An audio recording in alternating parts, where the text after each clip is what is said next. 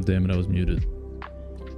I was saying that I was super paranoid that the YouTube chat didn't actually, or the YouTube stream didn't start. I was just making sure that it did. But, yeah, anyways. Hello, hello. Got a bunch of shit on the agenda for today. We're gonna be making some new abilities. I cleaned up some of the classes in our code for spells. Which, I mean, we went from like 9 different files down to 4. Feels pretty good. We're going to be making some defensive abilities for the pyromancy class. Very minor ones. And then we're going to be making some passive abilities and effects for the Tempest and Druid class, which also need to have their auto attacks fixed. Yeah, right now I'm just going through. It looks like some of our classes actually were still parented to some of the older classes that we had, but that's not a big deal. Just fixing them all up. I think there was one more, but I can't remember.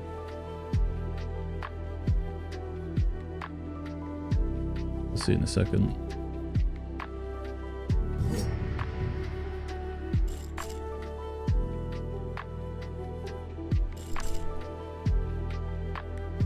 Yeah, so clarity is going to get changed. Like, a lot of these are going to be like AoE effects that we put in.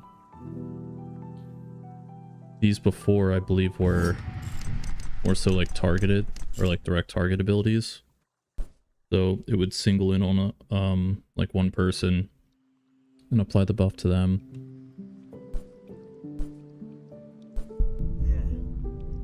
This one here is like a minor like speed increase buff and damage resistance. This is the one that we just fixed. I want to see if it works. Looks like it is.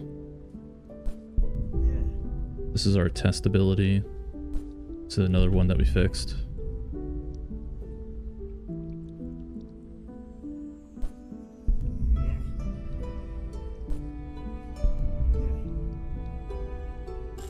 Wait, what the fuck was that?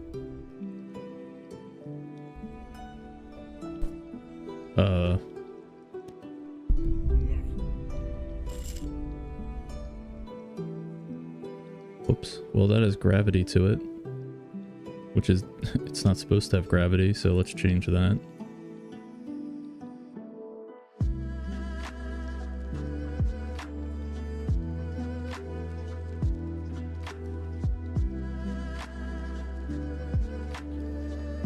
So these are the old abilities here that we're using this base AoE spell class, but we changed it to use our just base spell class since it has all the functionality that these had before. And I believe these are old copies, but we can check. Yeah, so these are old copies that we're not even using. So we can get rid of a lot of these.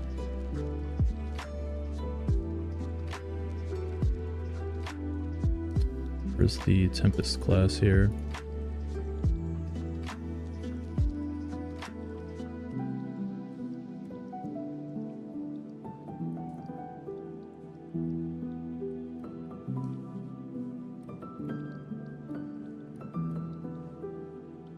Yeah, so today we're pretty much going to be cleaning this up even further, creating some new abilities, getting everything organized.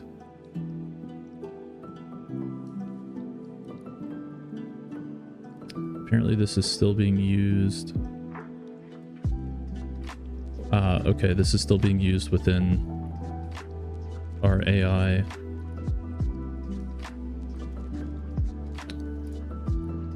That's actually kind of annoying. Okay.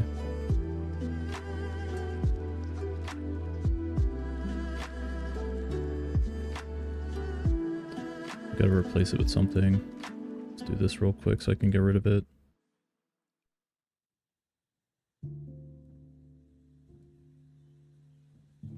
Okay. Let's go back in and change that back to none so it doesn't try to create a base spell from nothing.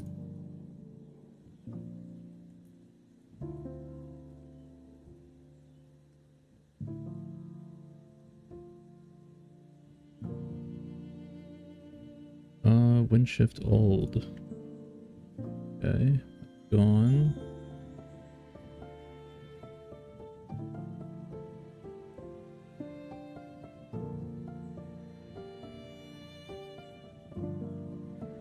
All right.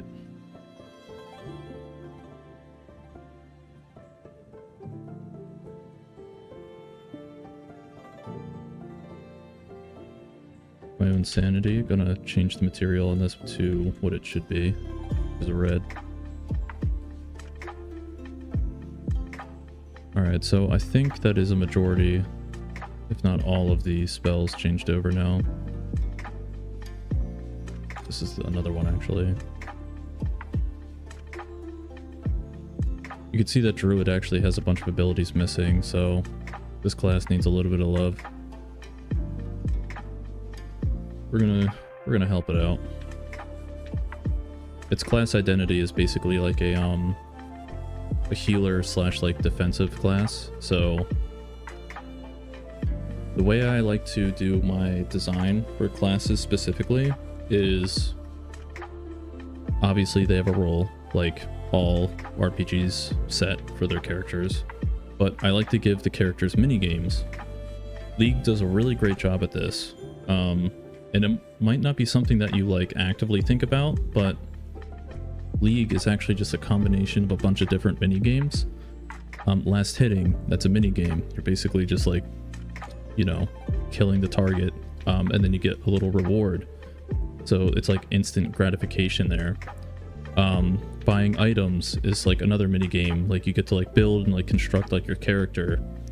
The passive effects that your champions have and the abilities, like they're all, it's just a bunch of stacking like mini games on top of each other, which makes it feel like really good and unique every time you play it for the most part. So the way that I want to design classes is I want to give them passive effects and abilities that revolve around mini games.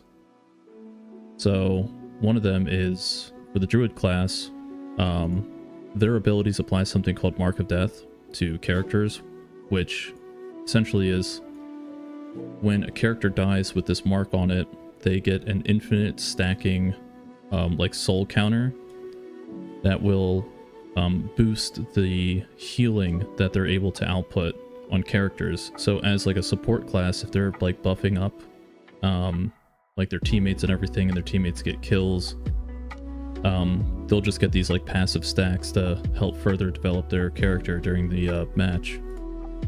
So healing is significantly nerfed in the beginning of the game, but it will ramp up over time to somewhat try and like counteract like damage. Healing will never be a staple or like a strong point in the game for the foreseeable future. It's just way too strong of an ability. But I do want there to be like some amount of it in the game, because what it does is it applies like pressure to the enemy team to where like when they commit for a kill, they like really have to commit, because if the enemy team has a Druid class in one of their roles, the Druid class will help win the long run of the game through fatigue. So just layers upon layers of stuff to think about. But yeah, I went in here to actually take out gravity on this ability, didn't I? Yeah, this flies straight, and so does the Inferno ability in Pyromancer. The old one.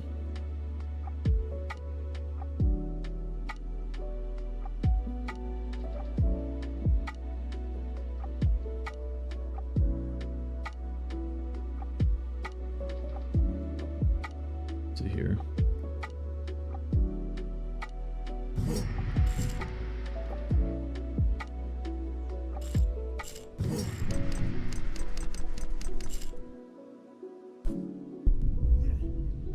Wrong ability. Surge.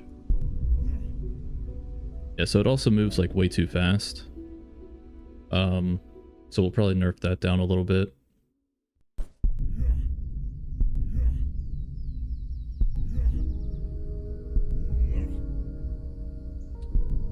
Some other things that we got to touch up on.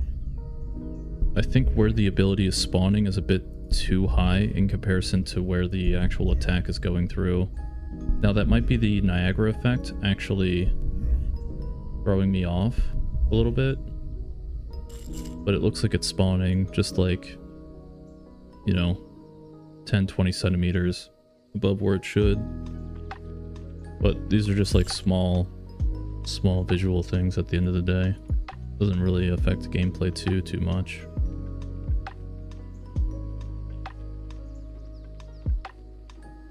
All right. So I'm just going to go through the workflow on creating a new ability here. We're going to make a new ability called Firewall. That probably... I was thinking of, do I make this like a slow moving projectile that just goes forward and expands, kind of like an umbrella? Or do I just make it like a stationary thing? And I kind of like the idea of having like something that moves like a little bit forward and then expires. I think that'd be pretty cool. So, with that in mind, we're going to make it a base projectile.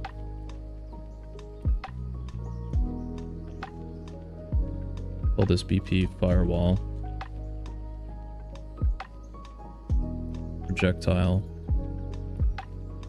Now the workflow for designing an ability with the current way I have it set up is we find a mesh that we want to base this off of, and we're going to be using a wall, or we can use a cube, whatever we want.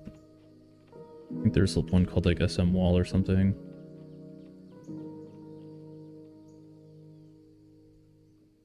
Let's see here. I'm just looking for a plane pretty much. I know starter content has one, but I don't want anything that has like, yeah, here we go. Yeah, so we could take something like this. Ooh, except the pivot point on this is in the corner.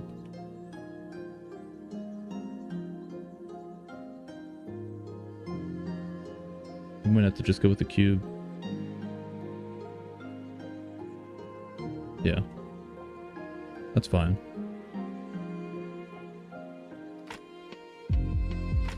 All right, so the x-axis should be forward here, right?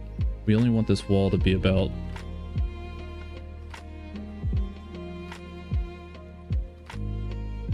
about like that big. But it's going to expand on the y, so... with all the customization that I added in for like any ability creation, I can tweak all these variables here. So I want this, oh, you can't see it. I want this, come on now. I want this ability to expand, so I can check this little box here, allowing me to do that. I can set the rate that it expands, what axis it expands on, etc.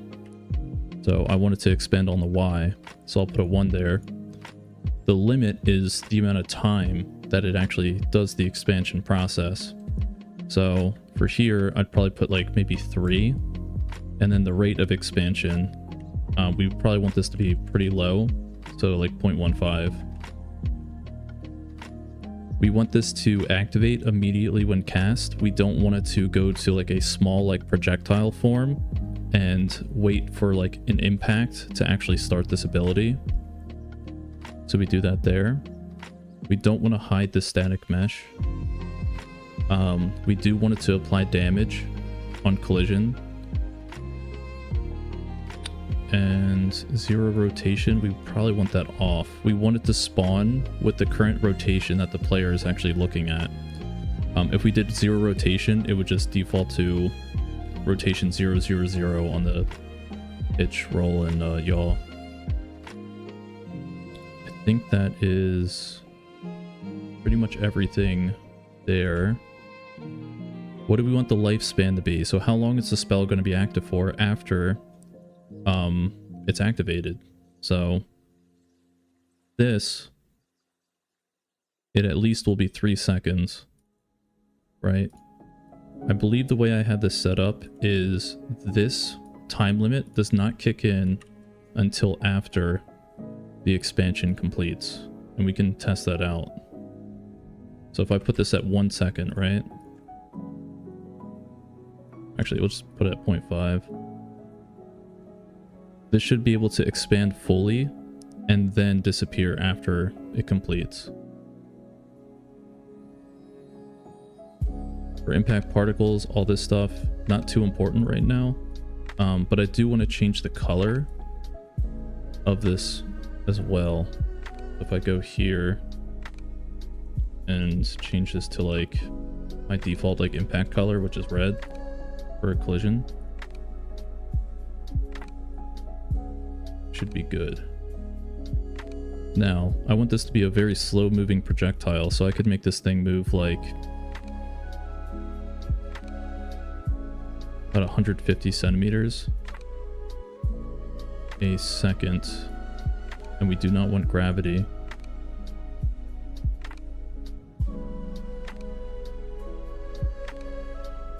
All right, now how do we make this work?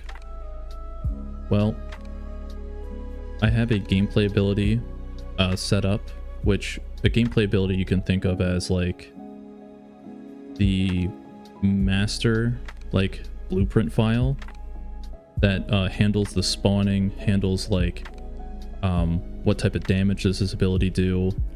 It basically handles like all the effects of what this thing is that we're spawning in. So what we just created there was the actual like physical actor itself, and then this gameplay ability is the actual representation of all the damage and effects that it actually does to all the other actors in the world. It handles the spawning and application of pretty much everything. Hopefully that makes sense. Okay. I'm not going to mess with any of the other variables because they're not too important right now. But if we go to our data table, which this is where I keep all of the spells in the game, I believe, so character loadout is attributes.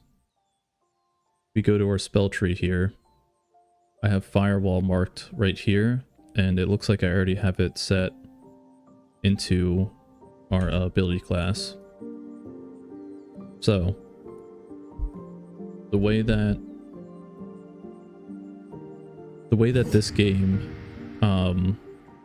sets classes and abilities is I have a data table here that has 9 slots, right? You just mark what ability goes in each slot, and it will dynamically create a radial wheel with that ability on it. So if I wanted to change firewall to be a different ability, I wouldn't have to go back and like manually like, you know, hard code this in. What it does is it just takes the actual data table and then creates this radial menu with all the data that you provide it. I don't know what that cast animation was, but like the character just did like a fucking like hip thrust actually. Hold on, what the fuck was that? Okay, so I'm gonna be honest with you. That gameplay ability was from an older system, so I don't think the animation's actually been updated.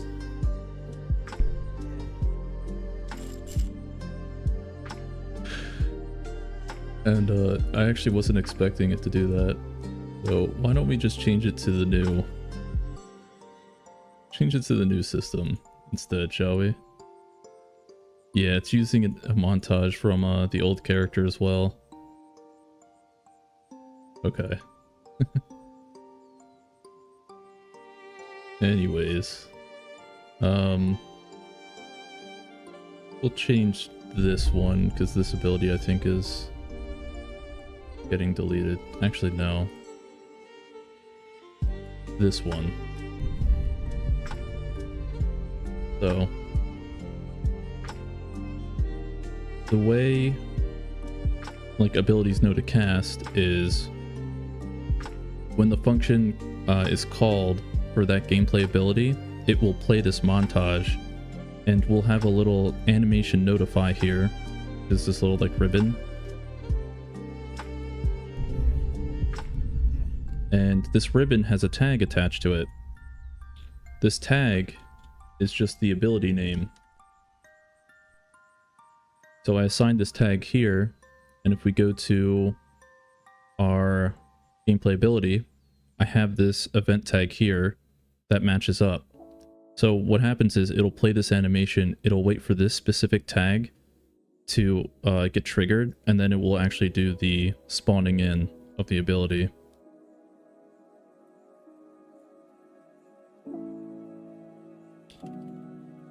I'm gonna change this up.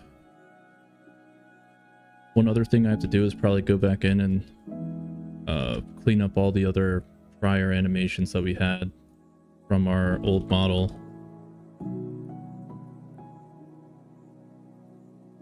But yeah. A couple other things here is this is a projectile that we're firing. Not like it matters too much. And it doesn't need a target location to spawn at. We're actually going to be spawning this from the player's hands.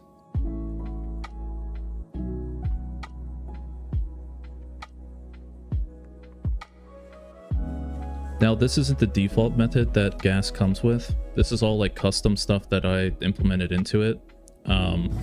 Just so I could make like a variety of spells in all different like types. Some types are getting removed, but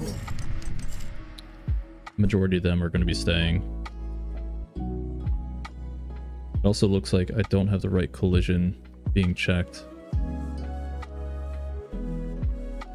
Oh no, it is on camera. That must mean that our projectile has the wrong collision.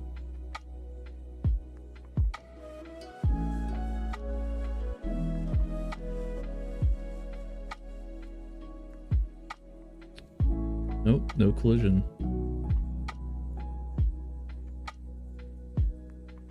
Oh, well, actually, it also could be that we're not really moving it that far, so the projection is probably not showing.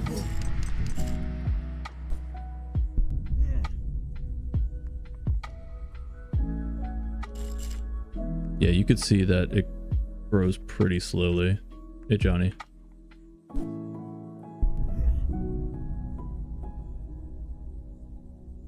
Yeah, so there's a couple things that we can change here. So it is lasting 3 seconds, but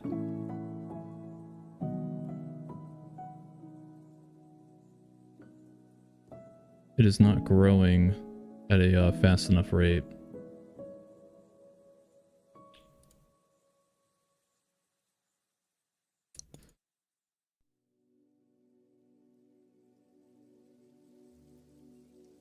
Just trying to get to this class. So we can probably change the initial speed to something more like maybe like 600, because we don't want it to go too far. The whole point of this ability is for it to be kind of like a hybrid spell of like defensive and offensive. Projectiles and abilities in this game can collide with each other. So all abilities and spells, when they are shot at each other, if two projectiles hit each other mid-air, they actually destroy each other.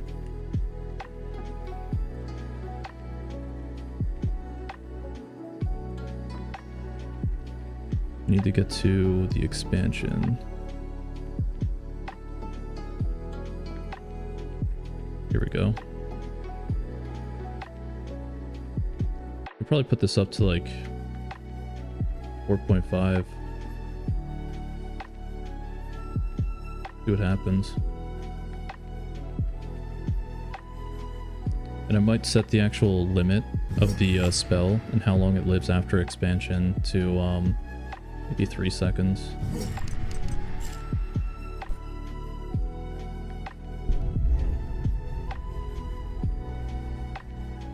Yeah, you can see it's expanding, not quickly though.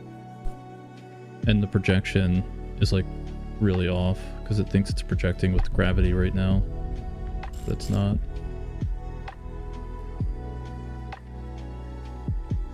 Yeah, so these are things that we can just tweak in our abilities really quickly. We don't have to go back into code and actually do this since it's all stuff that is set with properties.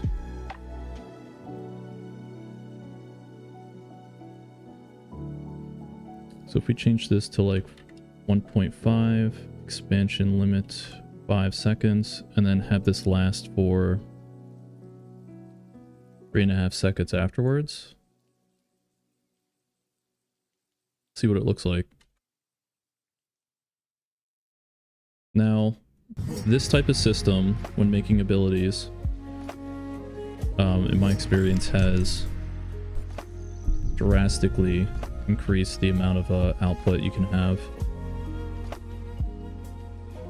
I'm probably going to change the pivot point of this cube, though, from the bottom to the middle, because it's just really awkward where that actual cast is starting.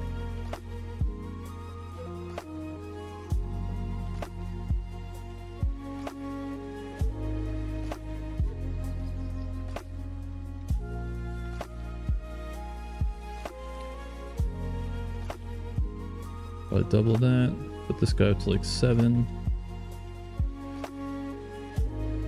Put this up to like 5.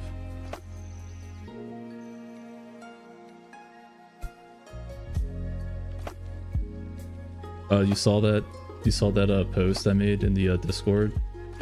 Dude, that had me cracking up. I don't know why. It was like 5:30 or whatever before I went to like the gym, and I saw that on like a YouTube post, and I had to send that to you.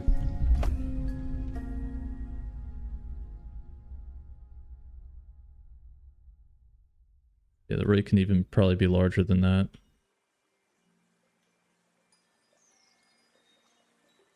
We're getting there.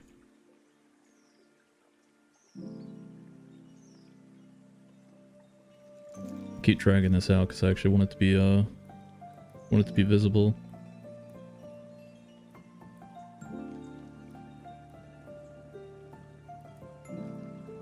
Actually kind of want to like lower this down.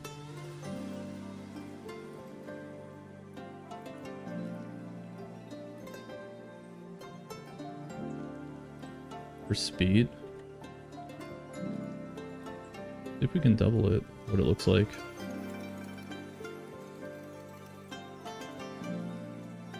Don't worry, I won't forget you when I'm big with 7 views.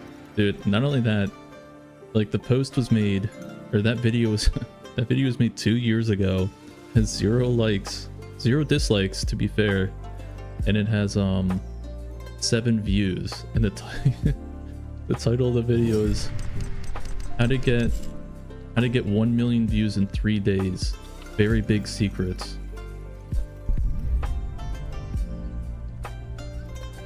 That shit was so funny. Alright, so the wall can probably be a little bit higher too. I also noticed that the projectile is not really moving, and I can't tell if it's the speed or it's actually stopping, because it thinks it hit something.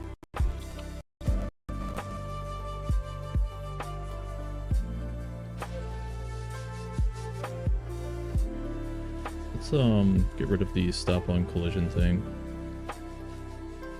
See if we can get that working.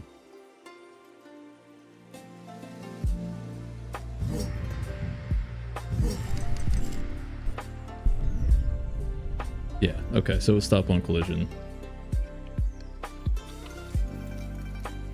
So it must have been detecting something. immediately off of the spawn. So if we go back down to like 300, it's probably where I want it to be anyways.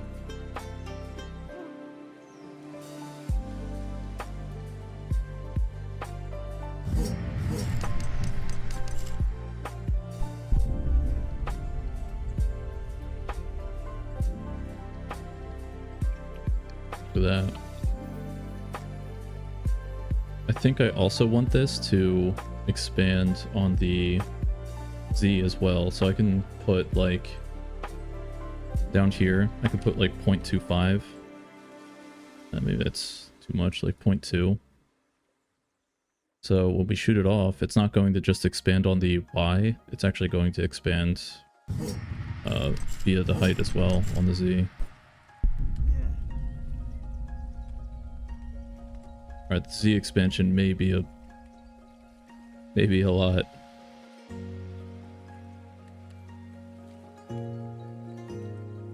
We could probably tone that down even more.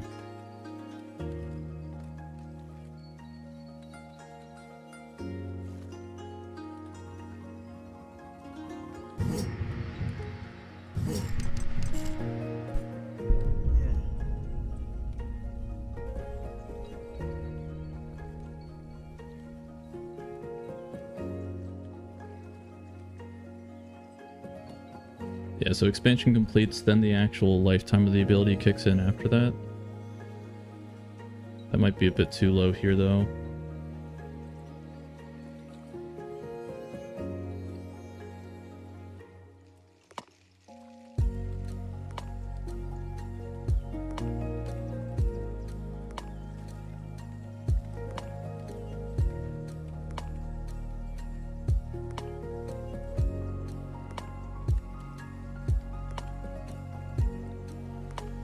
Curious to know what abilities you guys think I should actually add into the game besides like earthbending stuff.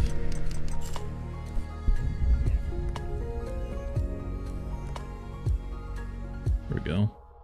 Moves slowly, creates like a wall, eats projectiles.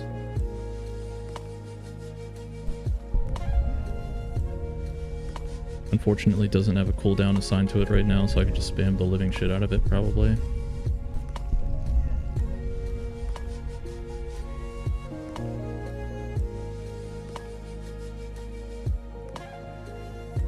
Alright, so cooldowns. Very important. Obviously. So assigning cooldowns in gas, and this is actually like a universal thing unless somebody makes like a custom way to do it. At the very bottom here you can see this cooldown gameplay effect class, and this is where you can actually put the cooldown tags. Currently I actually don't have it set up to look for a specific tag. So let's do that, because we only want cooldowns to be in this spot. Wonder if I can customize it to do that. Because this is a built-in, I'm assuming T subclass of pointer. But we'll take a look. The way I have cooldown set up is kind of like a hybrid of like the old system and the new system.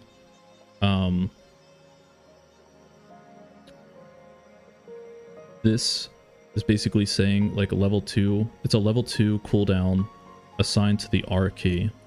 And the way that makes sense is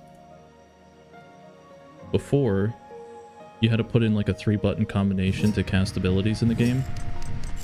And we moved away from that because it was way too slow in terms of like gameplay and action.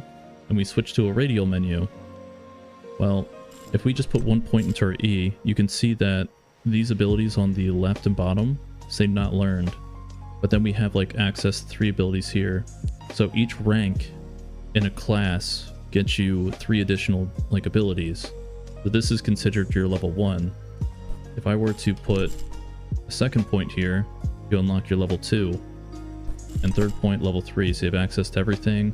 The level 4 is going to be kind of like a mutation feature that we're working on, where you get to have like an enhanced like passive effect for all your abilities. Kind of like an ultimate, but it's going to be something that is like lingering.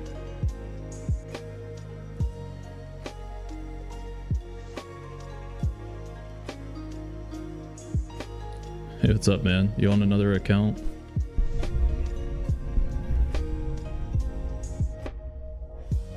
The way you can think about like the ending letter in the cooldowns is Q represents this one here, E represents the middle, and R represents the end one, because we had a 3-button combination for casting. So yeah, that's basically how we have it typed up. I might change it over, but pretty much everything runs off of that system. So it would be a pretty big task.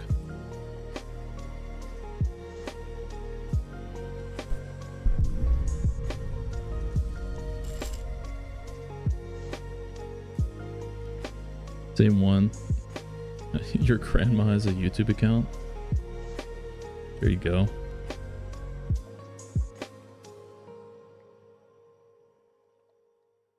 Alright, let's make a separate shape from this cube.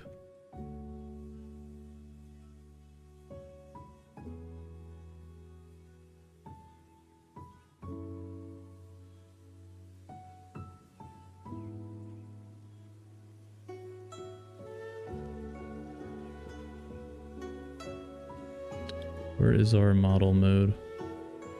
Actually, I want to see if boxes just have a centerpiece. It looks like they start at the bottom too. That's fine. Where is my pivot button?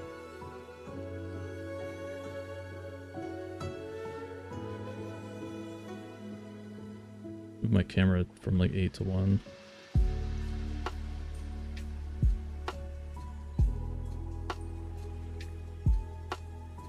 Oh, this cube is like barely off.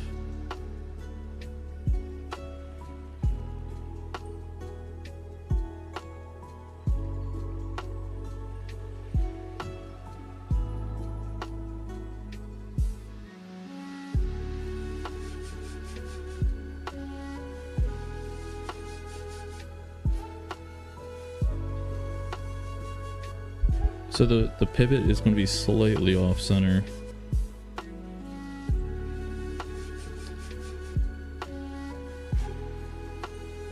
Oh man, that bothers me so much. Oh, actually, hold on a sec.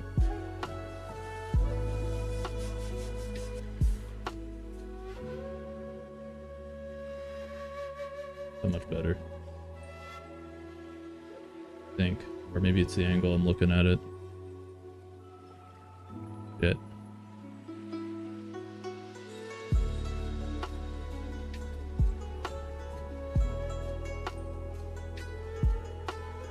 Close enough. Anyways, the whole point of doing that... Actually, does that carry over to... Actually, regardless. Oh, damn. What I'm trying to do is change the pivot entirely on the actor itself.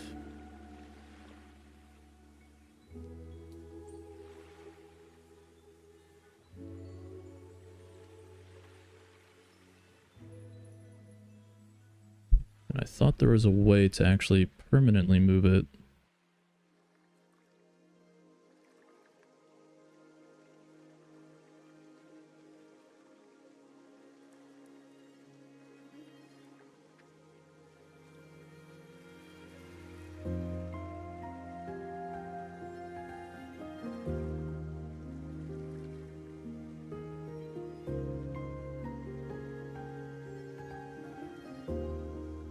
You saw this one before.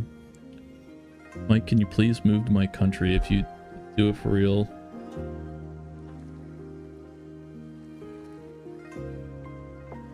If I make it for real, please move.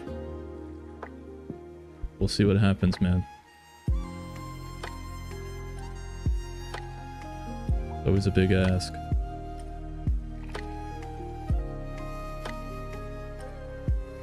Nobody likes moving.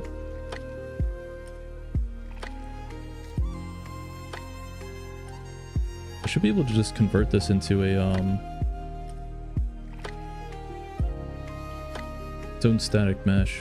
No? Oh man, my favorites actually didn't get saved from 5.3. Forgot about that.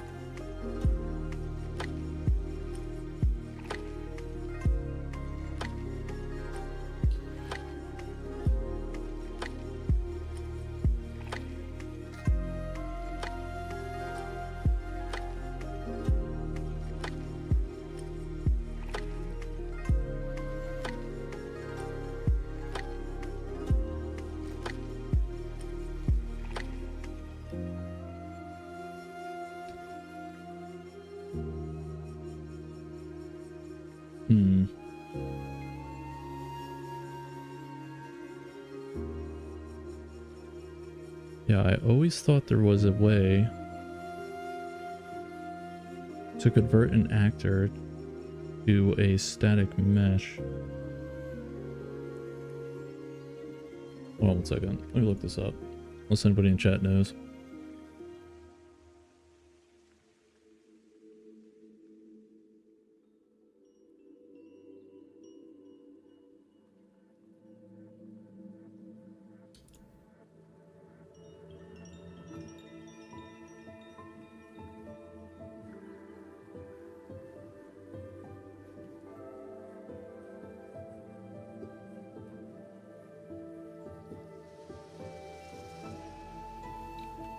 Modeling's only for meshes.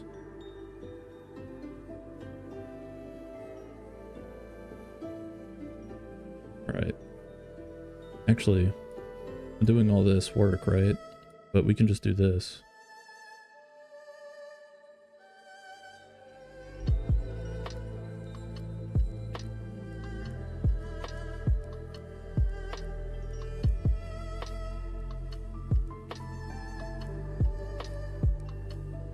Drop the mesh down because it's not a root component.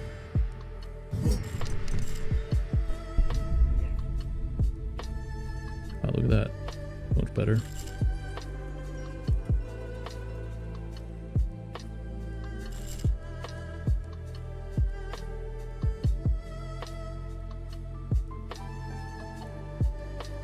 Now, one thing we definitely have to change is how the projection is working.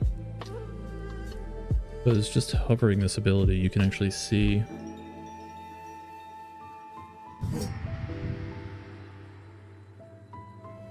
I said if not. What are you talking about, my guy? Yeah, see how the projection right now is actually like really off? I mean, we can disable it pretty easily.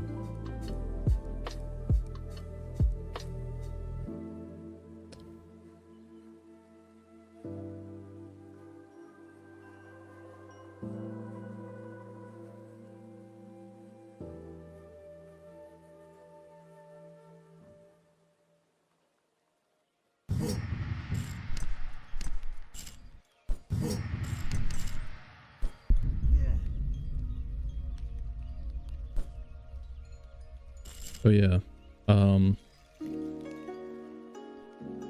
our cooldown system as well is completely dynamic as well. It, like, pretty much everything in this whole system for spells uses that data table to gather information about the spell we're casting. So when it comes to like applying passive effects to the ability, like damage increasers, modifiers, the cooldown system also uses the naming and the current like level of the ability, so it can grab the exact like cooldown time.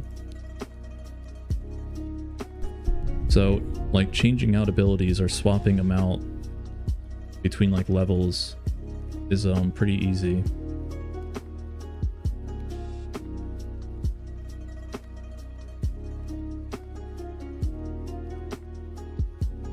I mean, that is pretty much one ability down. There's a bunch more stuff that we can make. Let me get rid of this guy.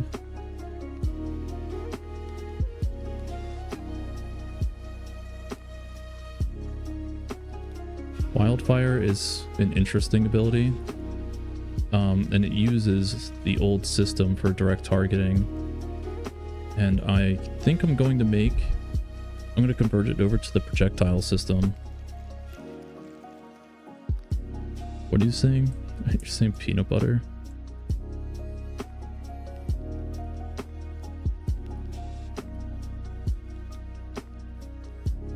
Going crazy right now, my friend.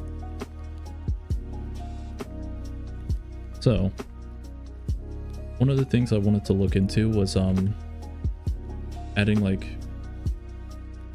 kind of a swap from like direct targeting, where you just like highlight over a character and like cast an ability on them, to a projectile system, but it has homing, like kind of like homing missile properties to make it a little bit easier.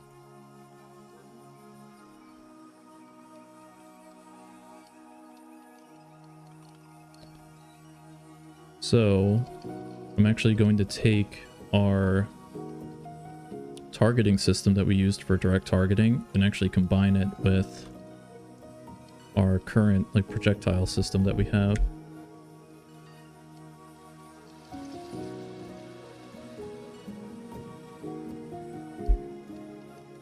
We're going to make homing missiles.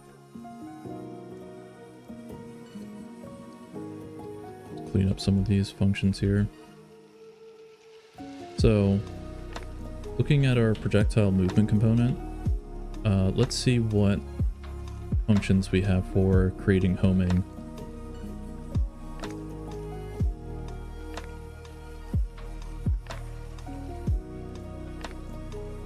Oh, I did not copy over. That was weird. Copied over a link for a programming course that I was sending to somebody. Okay, so we have acceleration, all that stuff.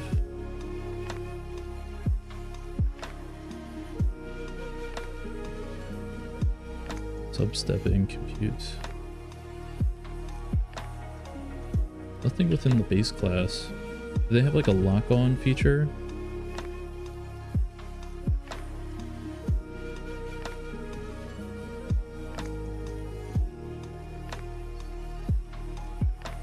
So I have not used Unreal Engine's homing system before, but I can't imagine that it is too difficult to set up. I'm pretty sure all you do is just feed it the actor that you want to target, and then it pretty much handles the rest for you.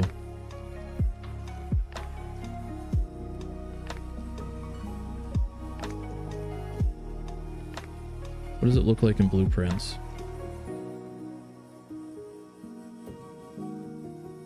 We just go to one of our abilities that is a projectile, like this one.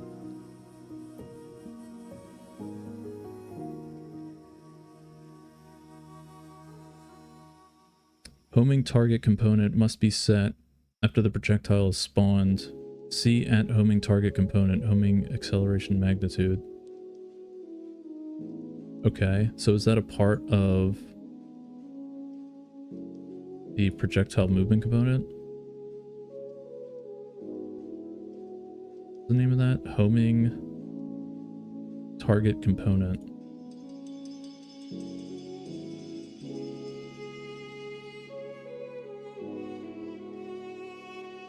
Yeah, here we go. Okay. The current target we are homing towards can only be set at runtime when projectile is spawned or updating. Okay, so we would be setting this then. Is this public, or is there a setter for it? It looks like it is public. Yeah, so they just give us direct access to this component. Alright, it's not too bad. So if we're going to add this into our system, we could make a boolean for it.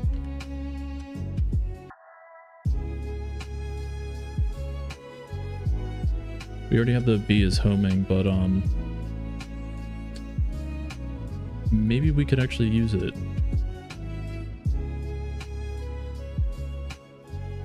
Let's see if we can use what they're giving us.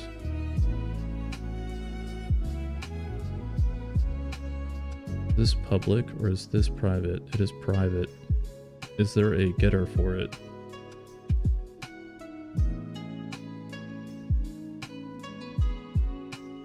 I don't think so.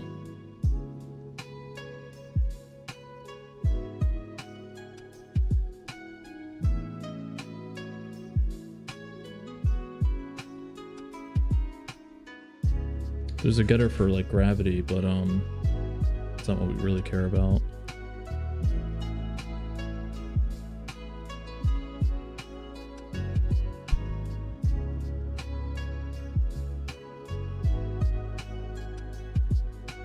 All right.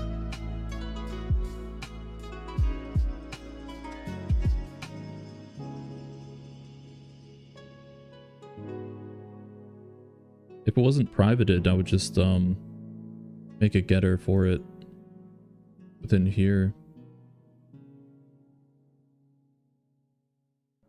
Or within like my custom projectile component. Kind of weird that they don't have one. Maybe I'm missing it.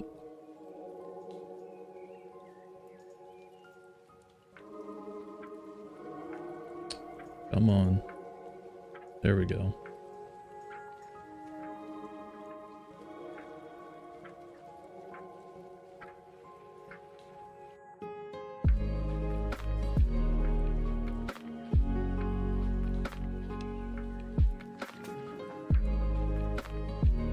Doesn't look like it.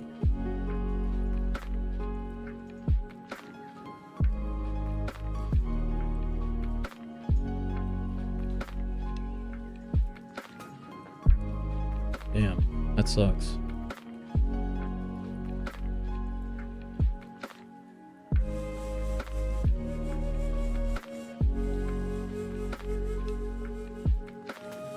Okay.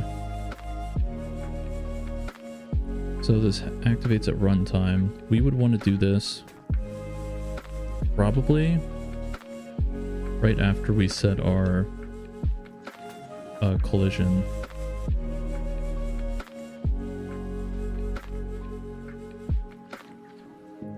Let's see where we're setting that and we'll go from there.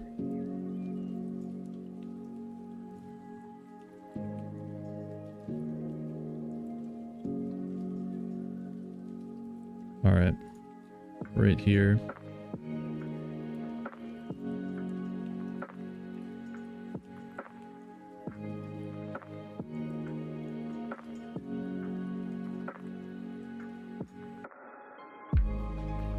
Oh, we're actually doing it in base spell.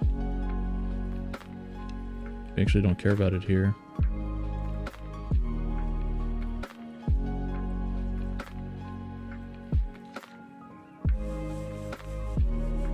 I could make a function called like post collision updates and make it overrideable.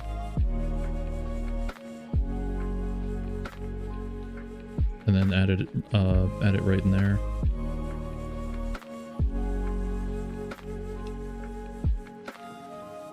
Yeah, I could probably do that.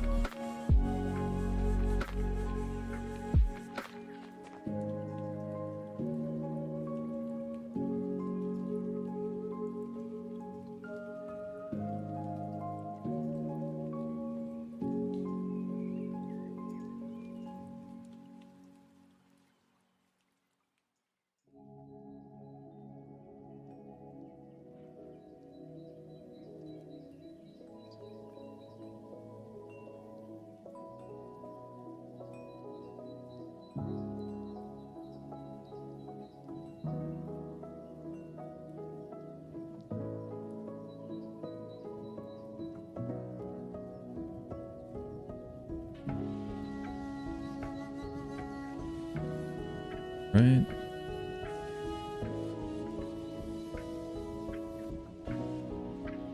Set this as an override here.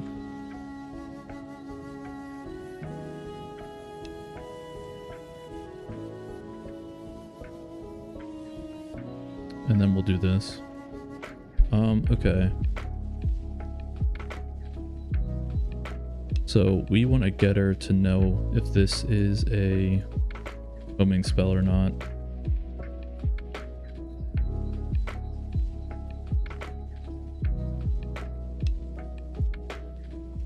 Now, currently, the way that I am providing direct target information is through our casting component. And if we take a look at that, we can see what this is utilizing in order to get a target. So yeah, lock on to closest direct target in crosshairs. It's a function I'm using here.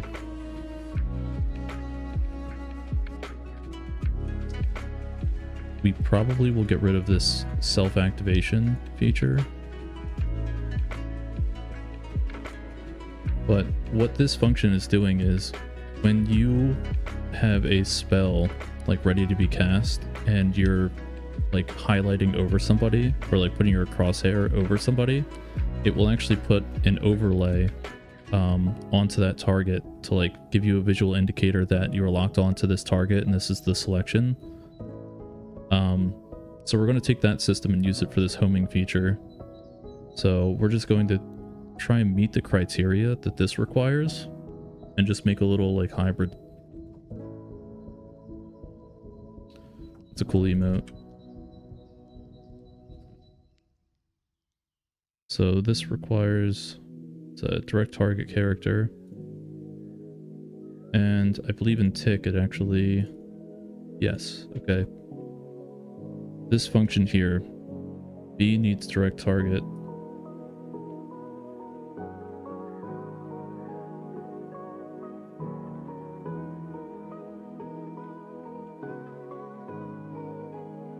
So what this looks at is the current spell model direct target type.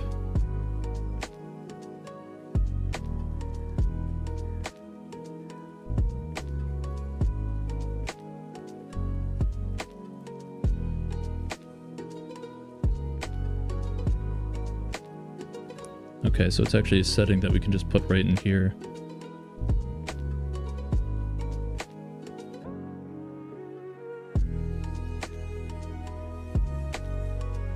As long as it's not none.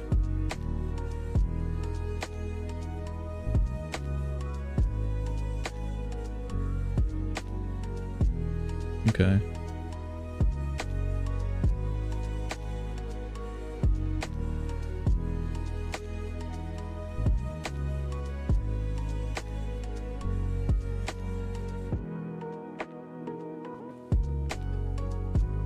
Hey, how are you doing?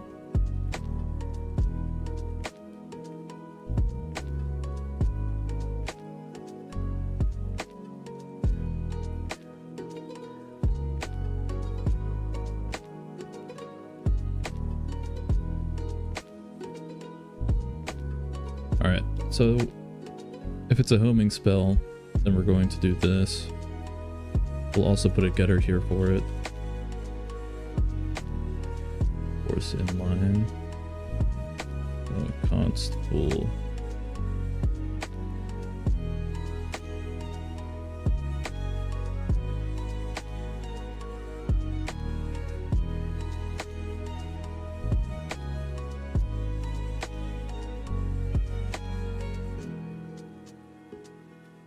I just want to know whether you have used procedural animation and inverse kinematics in this project. I've used IK before, yeah. I actually use IK for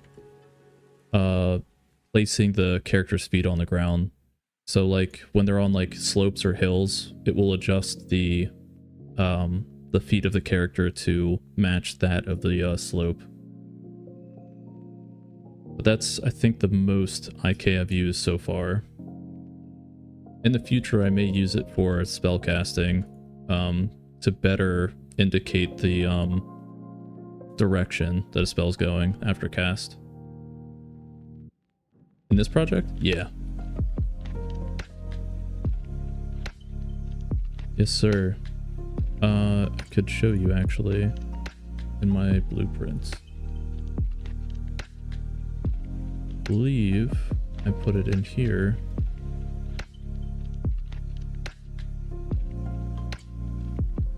Been a very long time since I opened it up.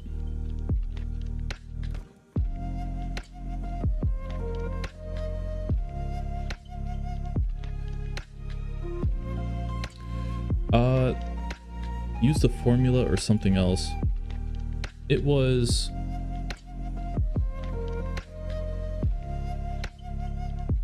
Oh no, I did, so all animation work, like pretty much all animation work I do within Blueprints. The IK stuff, when I've tried doing it in C++, was just like, I don't know, way too buggy. It was just a lot smoother of an experience programming it all here. I mean, now to get the variables for it, I use that in Blueprints. So like I have my character's animation instance, so like grabbing all the variables I get in C++.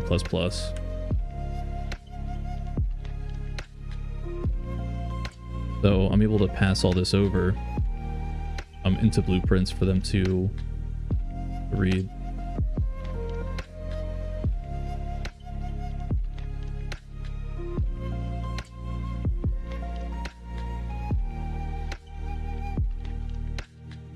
Actually don't remember where I put all the stuff for the IK stuff that I did.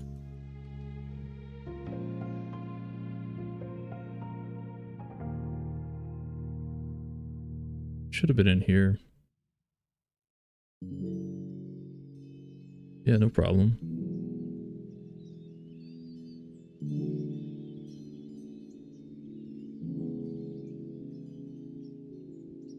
That's my IK rig. That's my retargeter.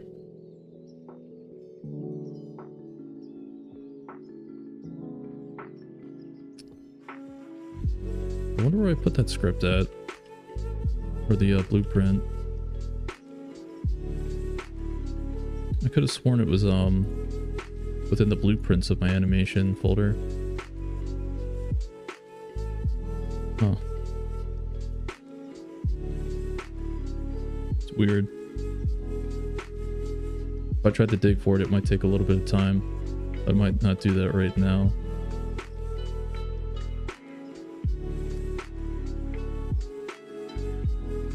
Actually gonna bother me though that I didn't put it there, because where else would I put it?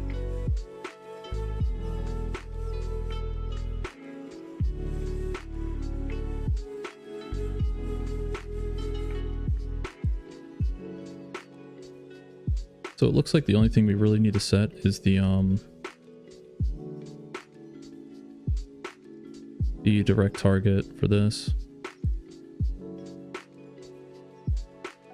which we can pass in.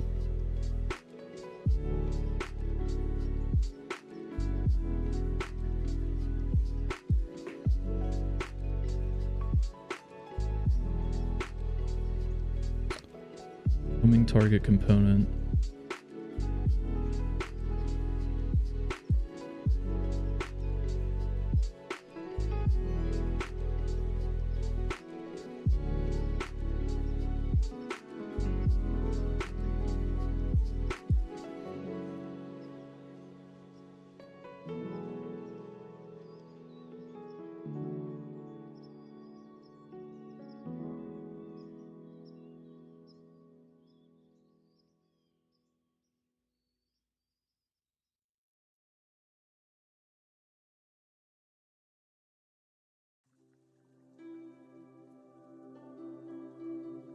Using component. That's right.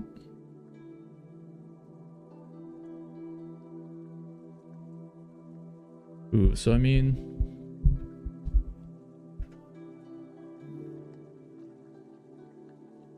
we could just grab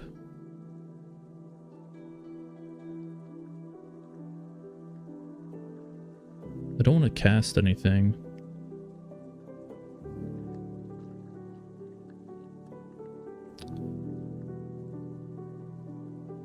I wonder if our direct target,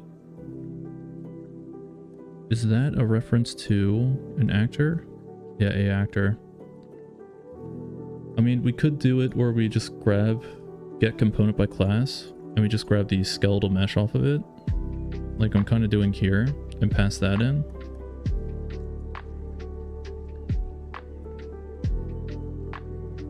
We would have to do a check for it.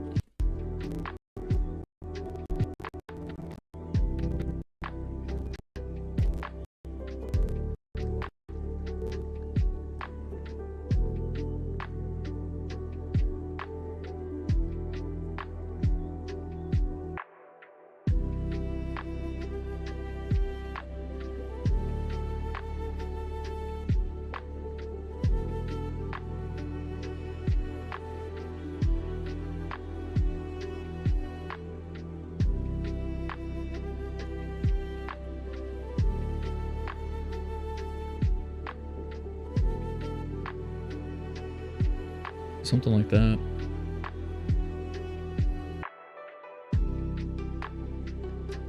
Again, haven't really used the homing feature before, so kind of learning as I go, but I'll try to explain my thoughts as I'm going through this.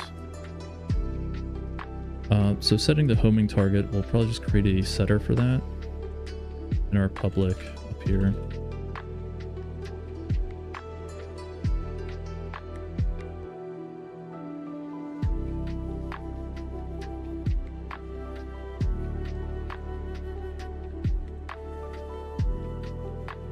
Now, if we do a set homing target, we want to make sure that the homing target is valid when we're setting this.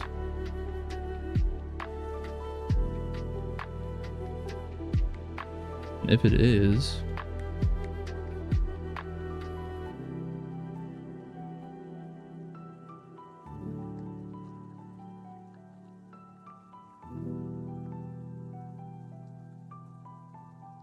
then we'll be good.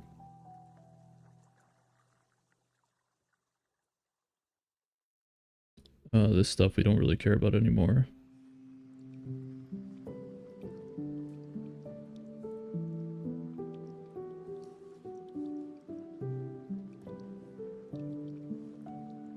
Now I saw something about like homing acceleration, which I'm assuming we have to set that. My guess is homing acceleration is the amount of force that it's going to apply when trying to turn into the direction of the target that we're casting for, or casting on.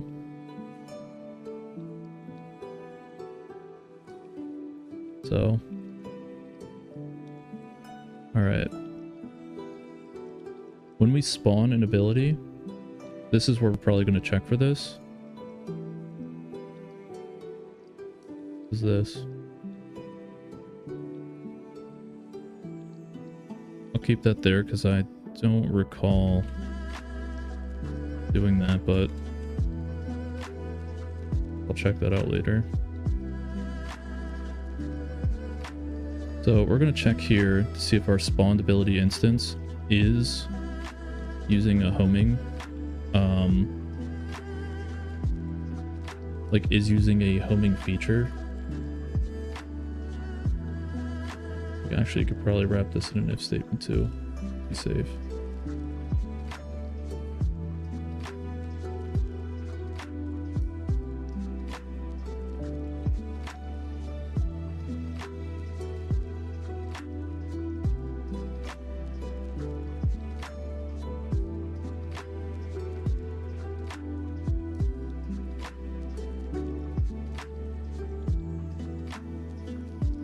Oh, it's calling it from a base spell.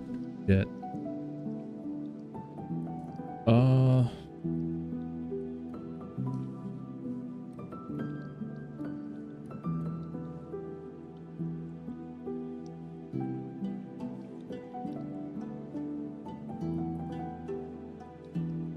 Did we just move it up?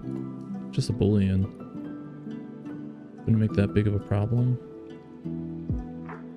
I think the bigger problem would be finding a way around it. So.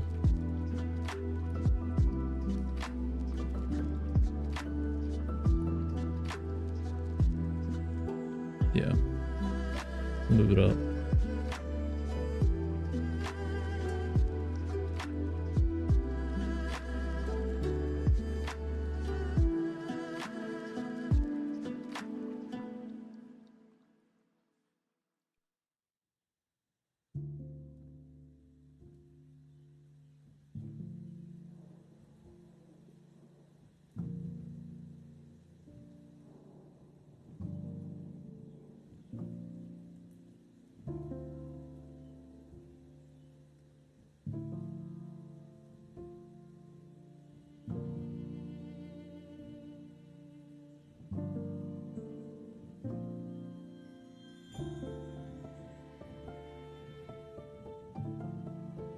I get a note to myself.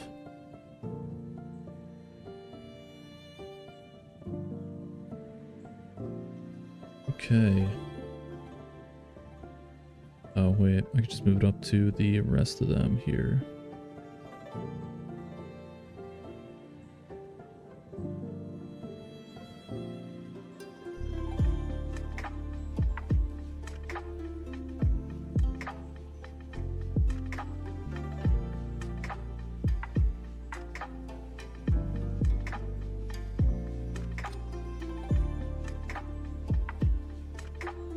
We'll check to see if this is a homing spell, and if so, then we'll set the target.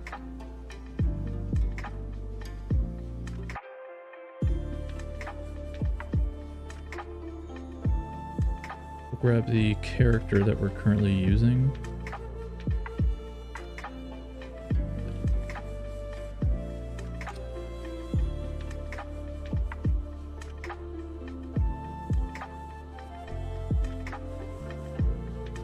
Just sworn it was a get direct target. I had a function. Oh, it was within the casting component.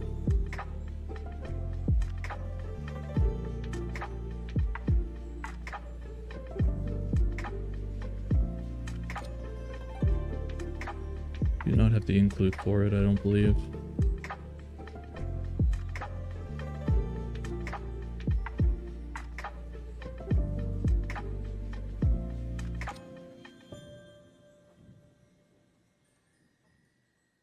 This is what we want.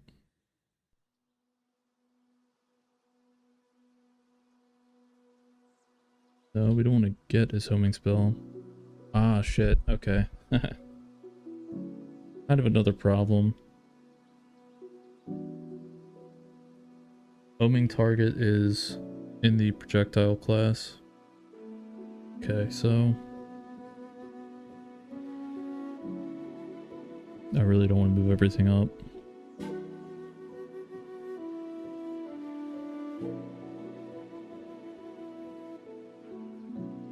So, looks like we're gonna have to do a cast here, eh?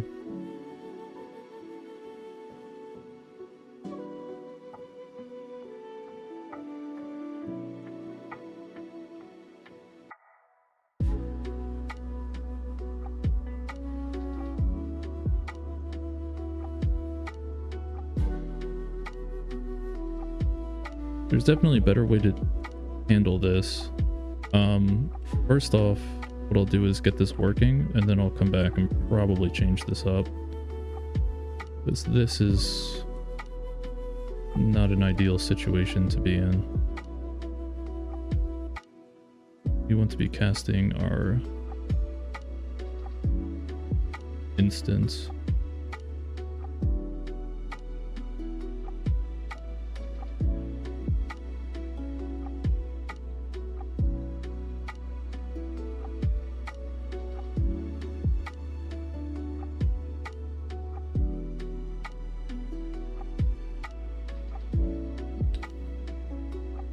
And it's a const referent.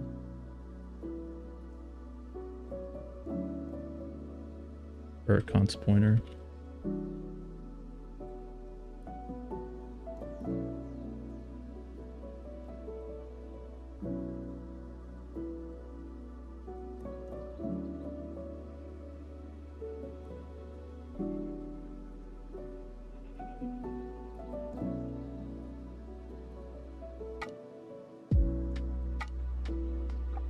Okay.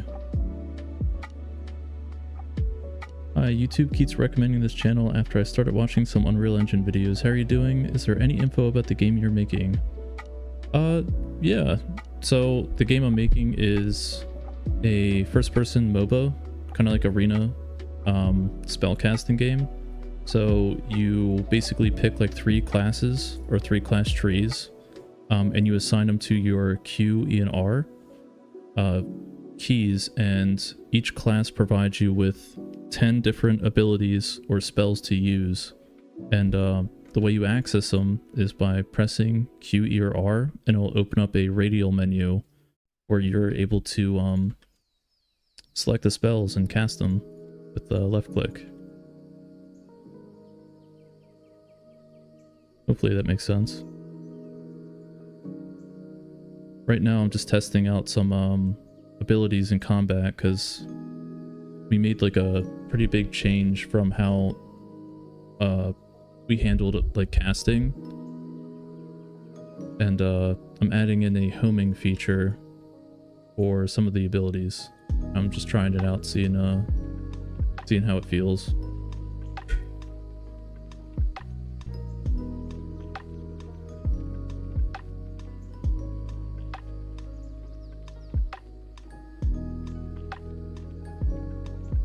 Hopefully that was a good explanation.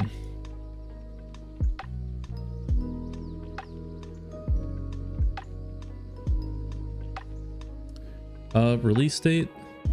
Not quite yet. I am doing playtests and everything, but they're more of like in-house playtests currently, just because I don't have a dedicated server set up for it all at the moment. But yeah, I mean, I keep everything up to date, and I try to stream every day the development process. Hey Mikey, can you explain more in depth why you cast? Didn't understand why the cast was needed. What would be a better solution? Interface? Oh, okay. So what the cast allowed me to do right there is if we tried to use this spawned ability instance, and I tried to use this function here, this set homing target, it actually doesn't exist on the base spell class, right? But this function does exist in the base projectile spell class, which is a child of it. So what we did was we were like, okay, this base or this parent class doesn't have it, but we know the child class does. So what we did was we were like, all right, I know that this current ability or object that we just created is this child class. So what I'm going to do is I'm going to cast it, or essentially kind of like not morph, but like turn it into the child class, so I'm able to call this function on it. So it basically just allows you to access functions on child classes when you know the thing you just created is the child class. It's called inheritance.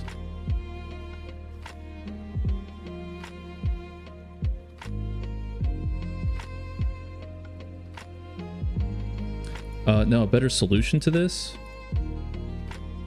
So probably not an interface, because all of these are all going to stem from a base spell, right? So an easy way to do it would just be to put this function onto the base class. But the reason I was kind of hesitant to do that is because base spells won't ever use this homing like target feature. It's only the child class that would ever use it. So I will think of a better solution in the future, but I just want to get it working so I can test it out first, and then we'll move it. Yeah, no problem. Hopefully that made sense.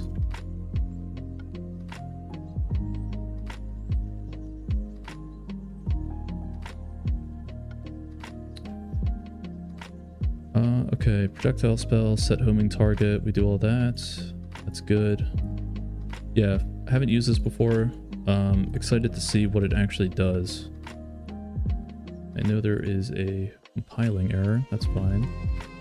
What we're gonna do is close out, recompile. Shit, I forgot to remove that thing from the... Where is it?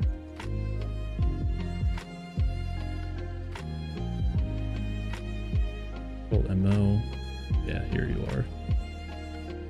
Get rid of that guy, get rid of this stuff. Get rid of that. These are all older functions that we do not need.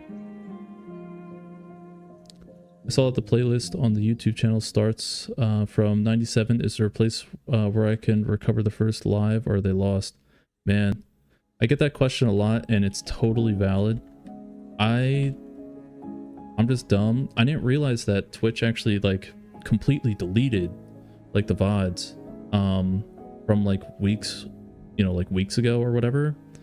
So I was streaming from, I think even all the way back from like day 60. So there's like 30 days of like footage that I just don't have anymore. And I think the only saving grace with it is all of the footage from before like day 97 is actually a bunch of code that we actually completely redid. Like we pretty much gutted all of the old like casting systems and created new ones. So a lot of the old code is actually like totally revamped or gone. I think the only things that we didn't change is like basic character like movement and stuff, which is, you know, which is good and bad. But yeah, a lot of it isn't anything too pretty to look at, which is why we changed it.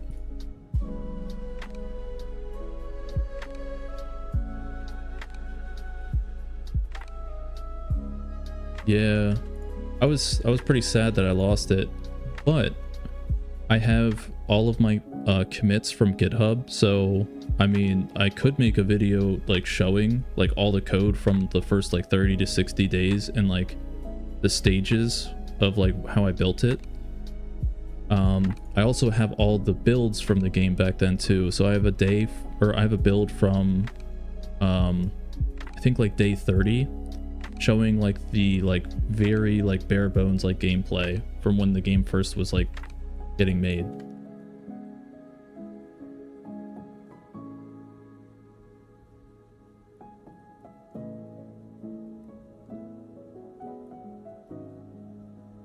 I think it'd be really cool to show off all the old stuff, have it all saved, every iteration or every like playtest build. And the first one is, it's a completely different game. Besides like how some of the spells are designed.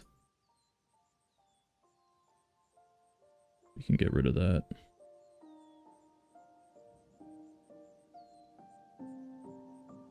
Let's recompile.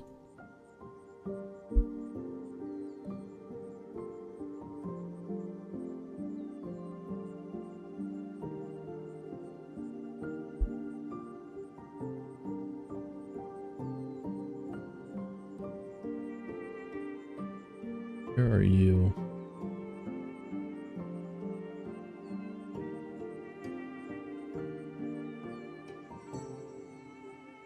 Bastard, I knew it.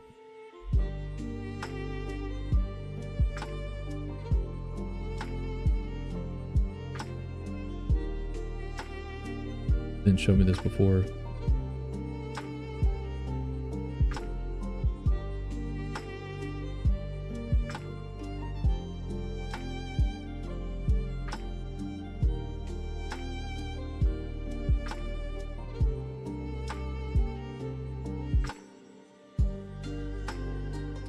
Really don't want to remove the const out of that. Not like it's gonna get changed.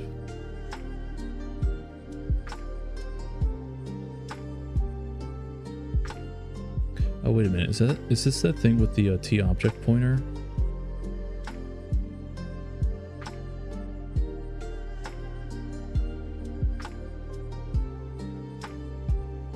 Good. Okay, well.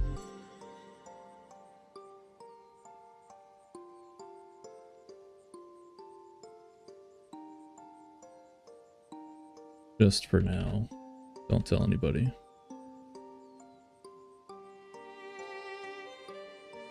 Where is my thing? Hello, sir. How are you doing?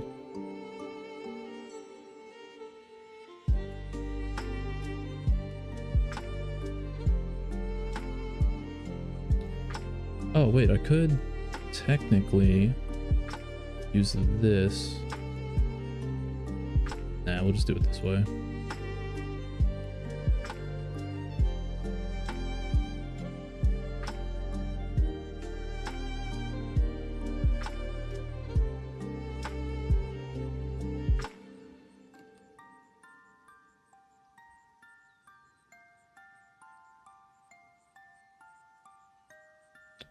Okay.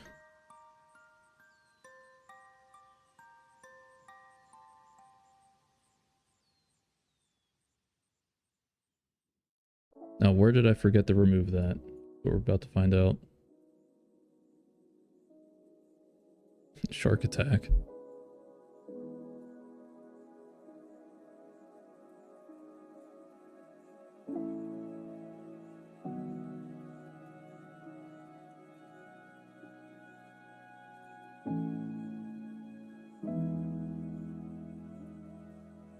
Build success. You love to see it.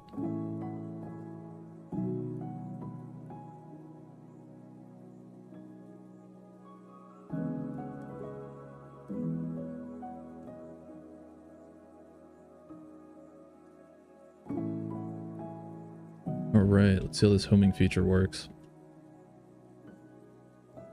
I wonder if we can use any of our current abilities to do it. Rid of this.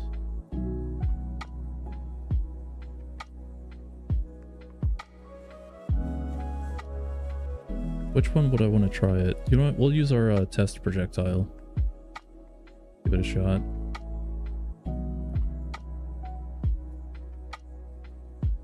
This goes to enemies. Actually, both. And we want to set this as a direct target type, not projectile anymore. And for the spell,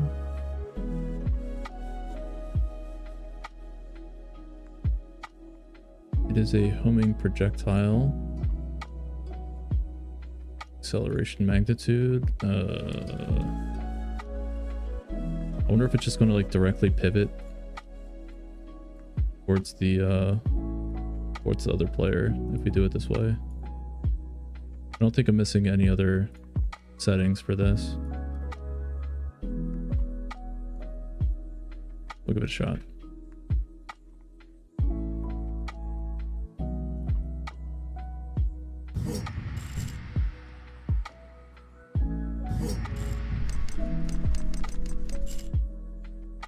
This one? Oh shit, the range. I was missing a setting. Target spell range. We'll set this to like something ridiculous.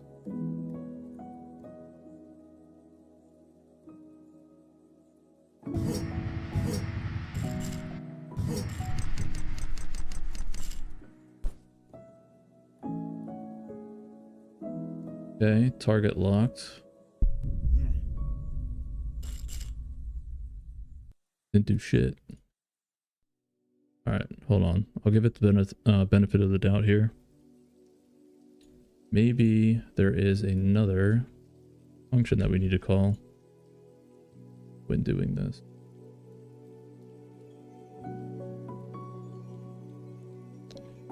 Do our projectile spell. Close this up. We don't need that. Don't need that.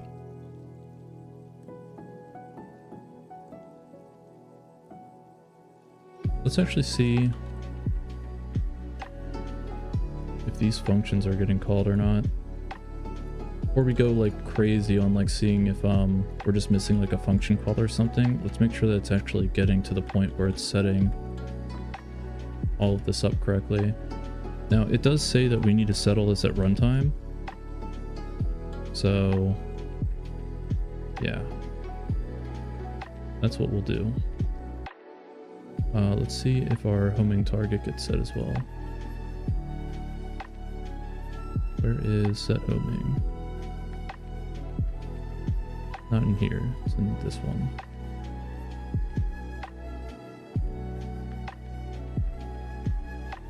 There it is.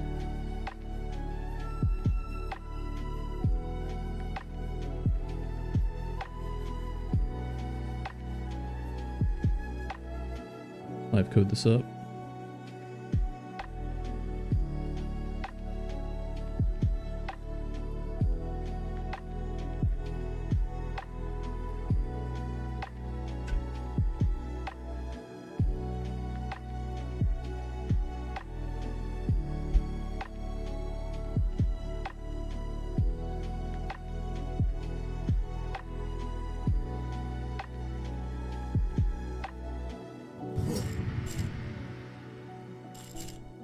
Alrighty.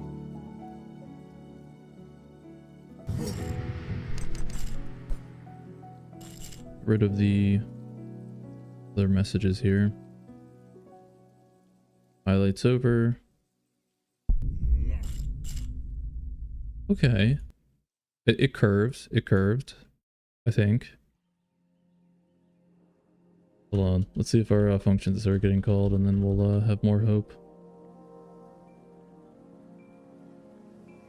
Set homing target. Okay. Maybe it's the magnitude. Let's increase that a bit. We'll go with this much. I just want to make it like pretty ridiculous.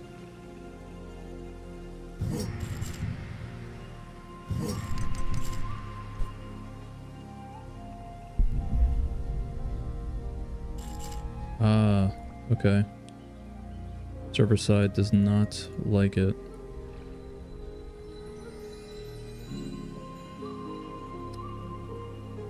That's fine. We can fix that part of it.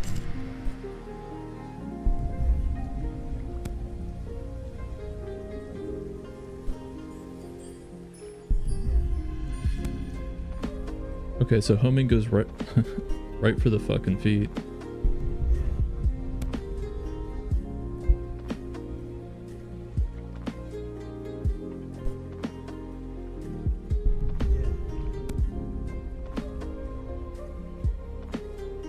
I heard that the gas system is kind of hard. Do you feel it is worth to use? How do you feel about it? Don't know if it should be used only for multiplayer, or you can even use it for single player. So it is, there's a curve to learn it, for sure. It is not easy, but once you do learn it, it is super, super, super useful. So with the amount of time I've put into learning it, I've definitely gotten a lot more out of it. It's used for multiplayer and single player, and the best part is if you make like a single player game, it's actually really like pretty easy to convert the single player game to multiplayer with gas. So it's a really dynamic framework in that regard. So should you learn it? I think so, in my opinion.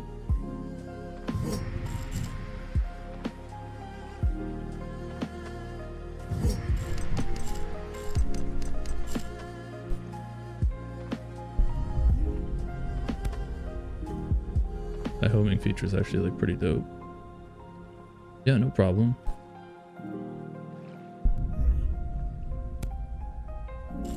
Weird that it goes for the feet though, but I guess it's not a bad thing.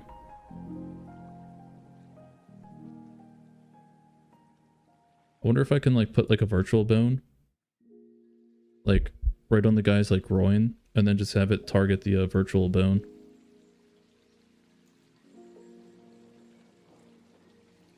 Would be like a really slight feature that no one would hopefully no one would notice. Would be really funny.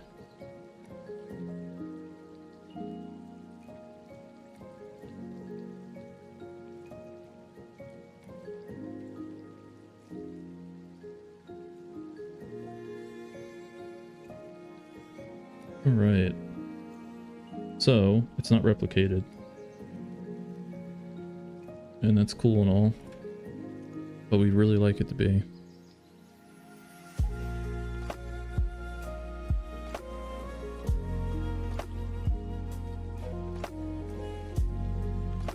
I wonder what the, let me try this real quick. I wonder what the server sees versus what the client sees. Because technically it is set as homing on the server, right? So if I lock here, oh, okay. Even with it.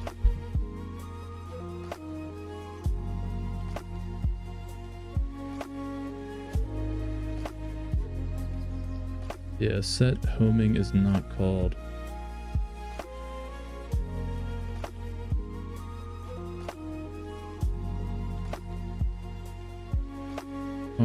let's see at what point this is having an issue at.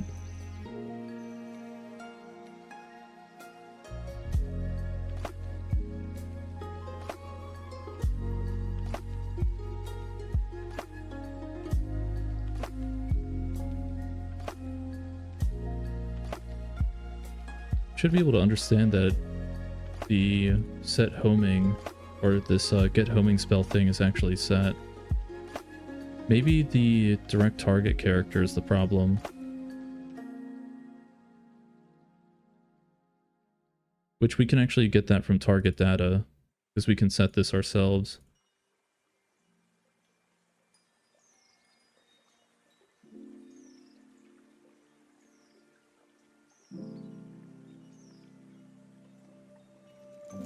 I think it has something to do with target data.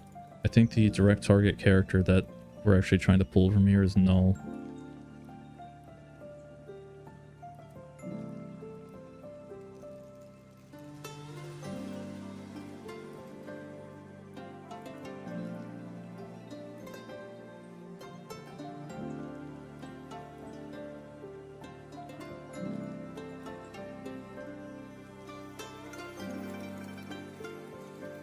Definitely is not getting to this point,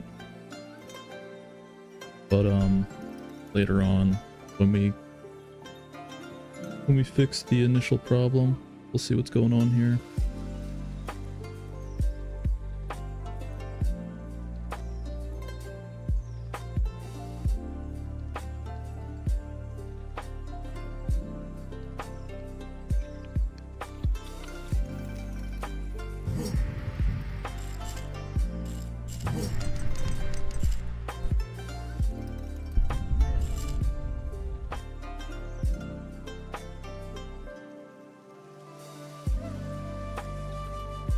It is being set. What is it being set to?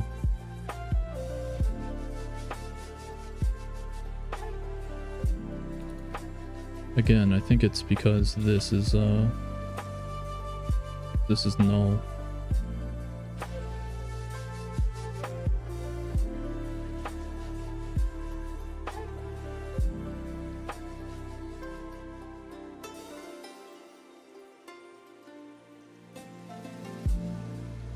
I thought I made direct target character a replicated thing, but I may have moved it over to target data, and if that's the case, then we'll just do it that way. Not a big deal.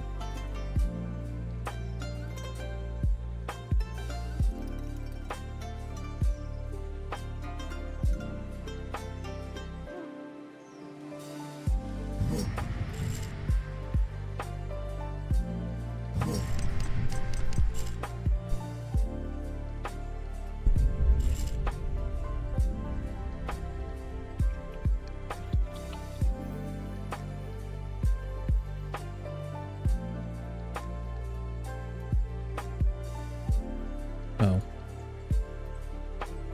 I was like, why'd that not show up in the logs?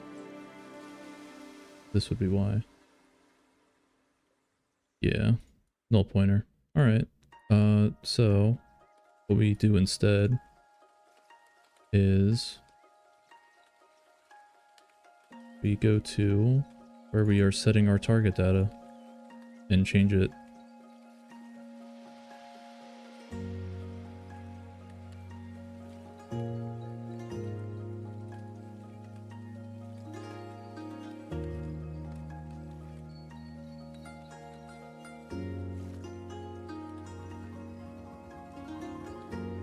Not hit scan, direct target. Here we go.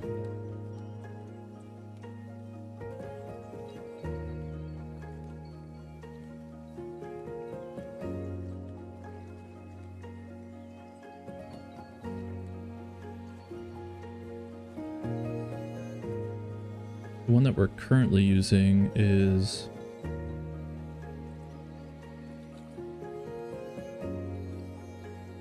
this one down here, which is this is just target location data.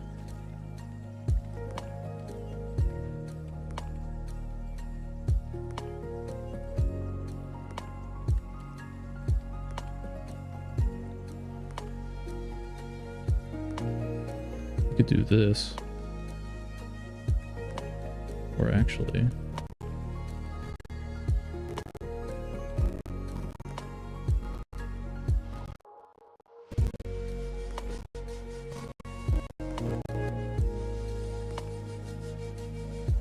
we would want to check to make sure it has a hit result before we go ahead.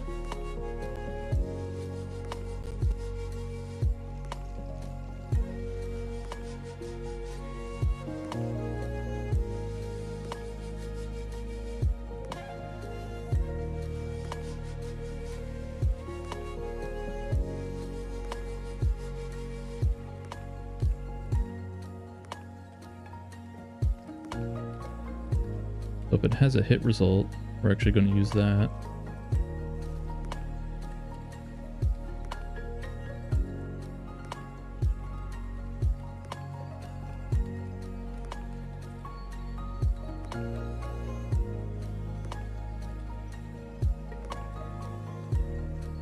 We're actually loading up in direct target here. We're loading up the hit result with the one that we're grabbing from the character. And this data we know will get replicated. So as long as we have this replicated hit result that we're going off of, then we'll be good. We also don't want to play this anymore. I just noticed that that code was still there. Also, this whole function is a fucking travesty or a mess. We're not going to look at it right now.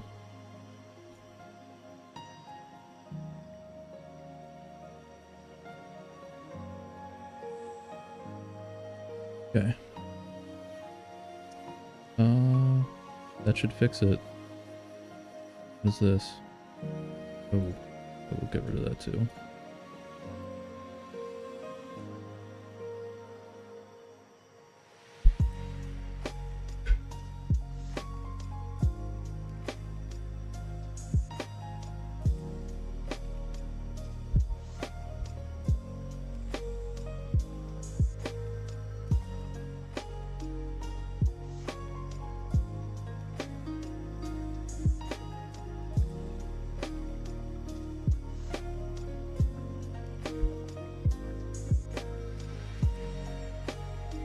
Alright. Now by default, it's not going to be filling out that data. We actually have to change the gameplay ability itself to look for that. So in casting style, instead of going hands, we change it to direct target. And essentially what this is doing is we just changed our ability from this, which all it was doing was grabbing the location that the ability should spawn at, and now we're using this direct target here. So what this is doing is it's grabbing all of the data about the target that we want to lock onto, like that.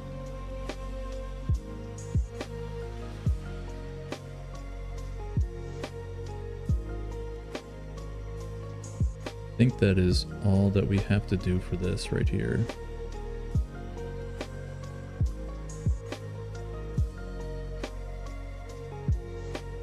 Let's see.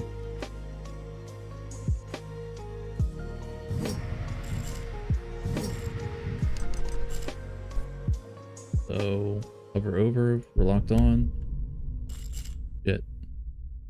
Wait, did it just teleported? Okay, hold on.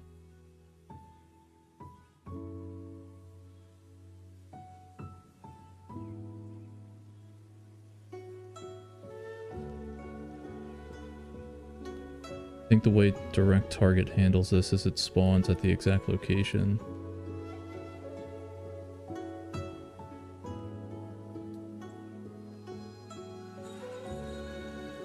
Location and rotation are grabbed from the endpoint transform. So we want to change that in here.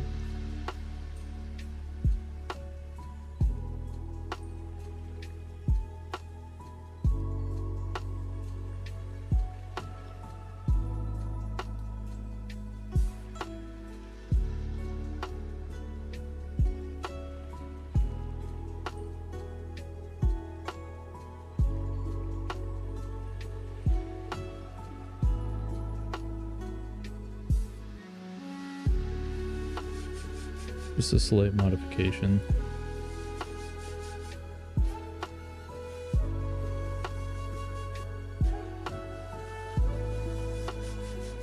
Oh, two different things.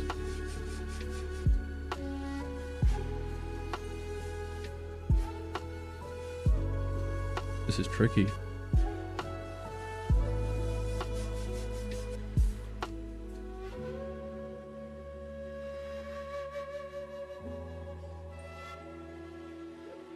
Ooh, actually, technically...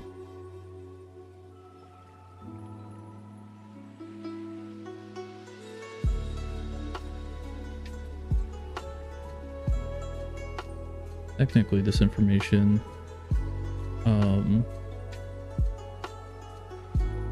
is replicated, so we might be able to use this instead.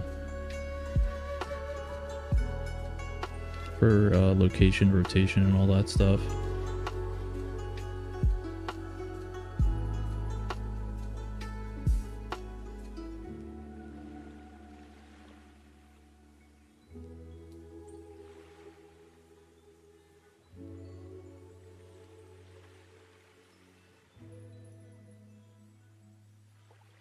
For target data, we're actually using...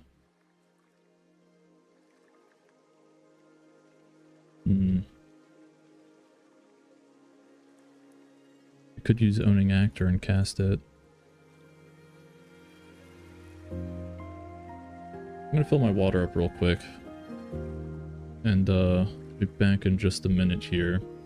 I think I have an idea on where I want to go with this to get the correct data in. And we'll try it out. We're back in like 2 minutes.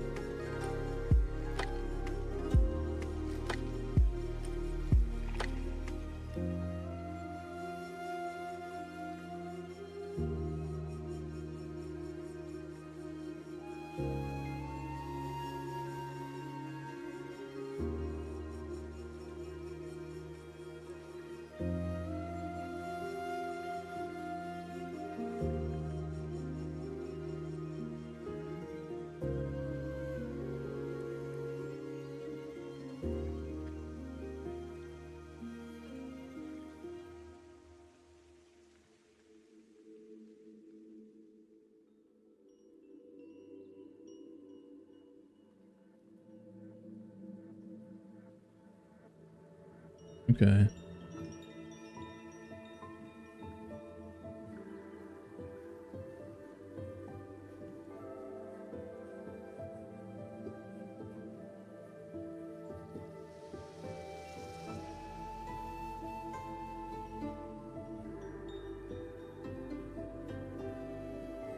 So what data can we actually modify here?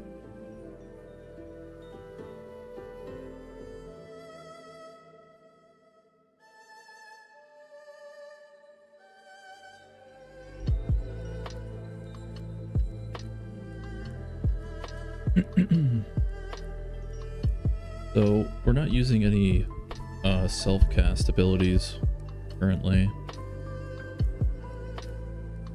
I don't think I'm going to use any in the future either. Actually, if I do, it's going to be...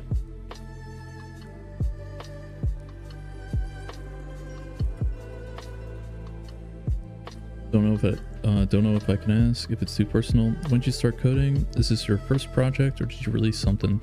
Oh man. So I've tried and failed many times before. I failed computer science classes in high school and was never really good at it until like I really honed in on it probably about 3 or 4 years ago, maybe 5 actually. And I learned Java and then went to JavaScript and learned React and then didn't really like that, and Java was just like way too slow, or maybe I was just bad at it, skill issue, who knows. And then I went to C++ with Unreal Engine, and I've been doing that for about 2 years roughly. Now in terms of projects, I've made like a couple games for like game jams and stuff, and I've made like some prototypes for a first person like RTS game, but nothing too crazy. This is the first like kind of like major project that I've dumped a lot of time into.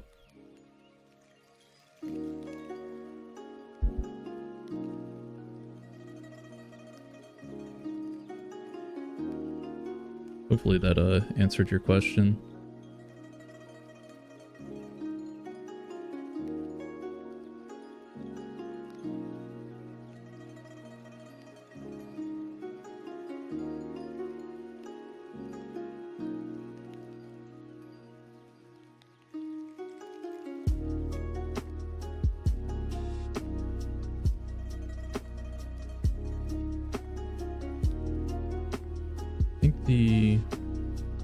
Yeah, location and rotation is what we want to change.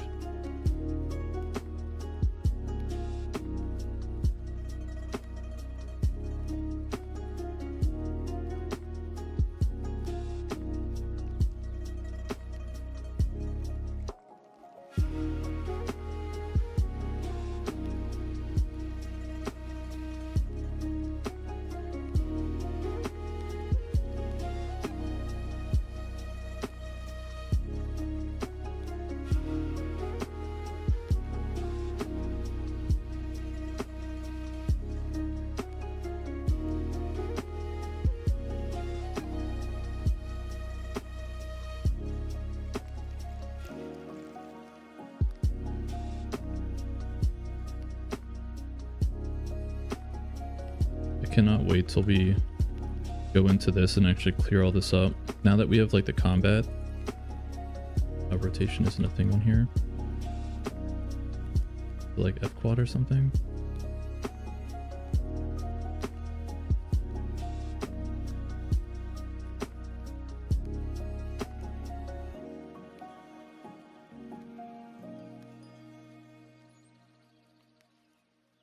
Weird. I guess it makes sense, it's a hit result.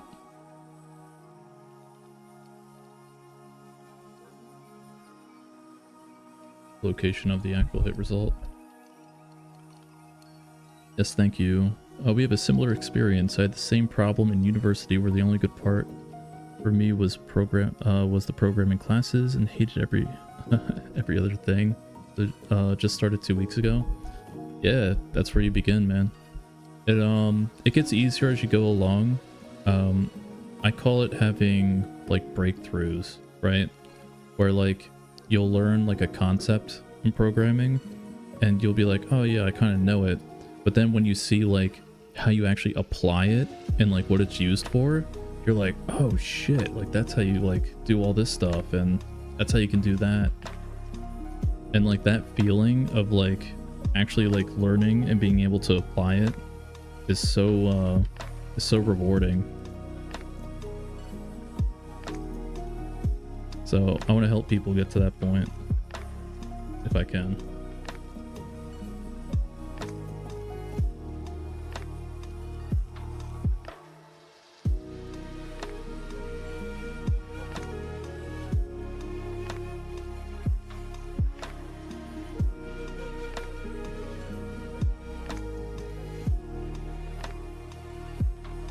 Damn.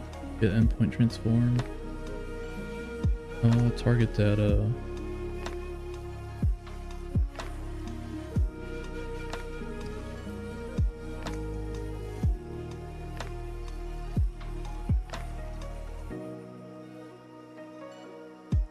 Can I make a new version of this? Should be able to, right? It's just the child class of F gameplay ability target data.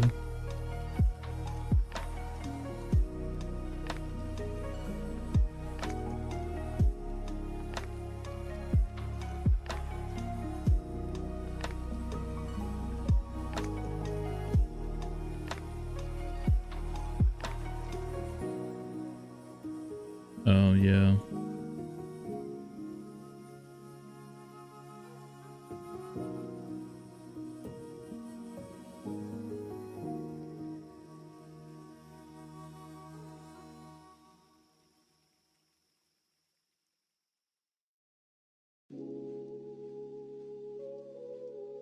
Yes, I think the problem at the start is watching too many tutorials without touching the keyboard.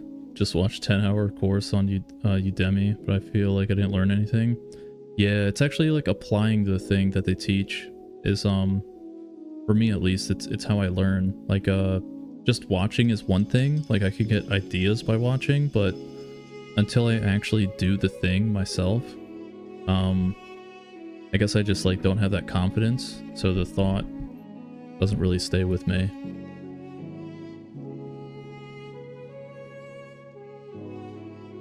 One of the things is trying to manipulate this type of target data to handle more information than what it should.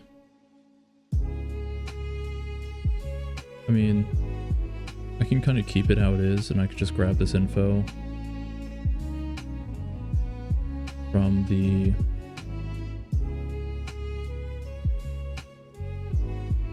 from here when I actually spawn it.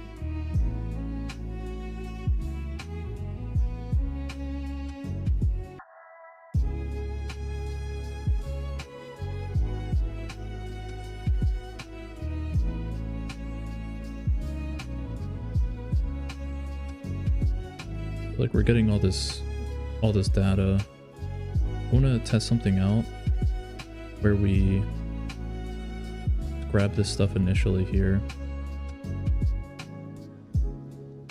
If we move all this down,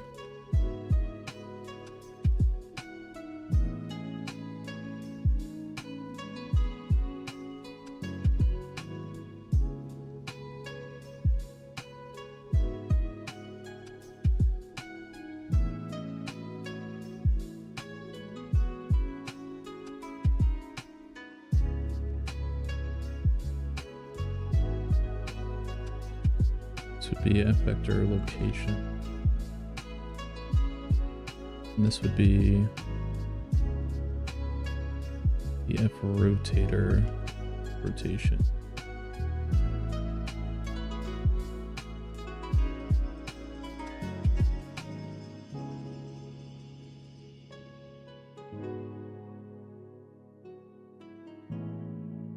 And for now, let's try and do that.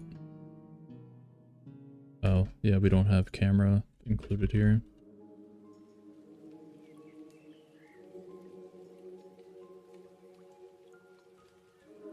Oh, is it in? Yeah, camera component.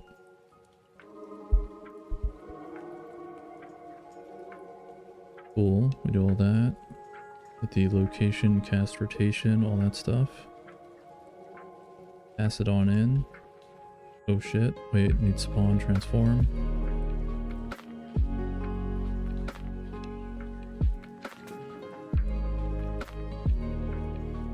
I mean, we can kind of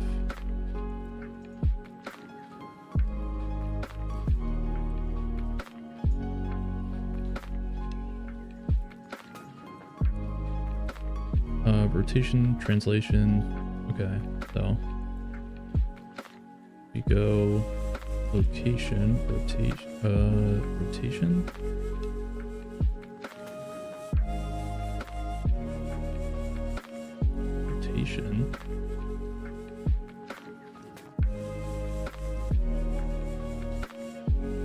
Then I needed a scale. Default to 1.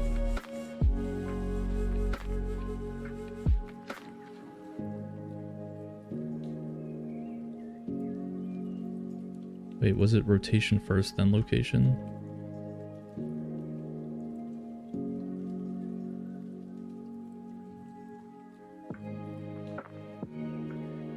Yeah, it was. Okay. Where are the songs from? Oh, dude, this artist is so fucking good. It's a Tenno. Here, let me see if I can get the YouTube link for it.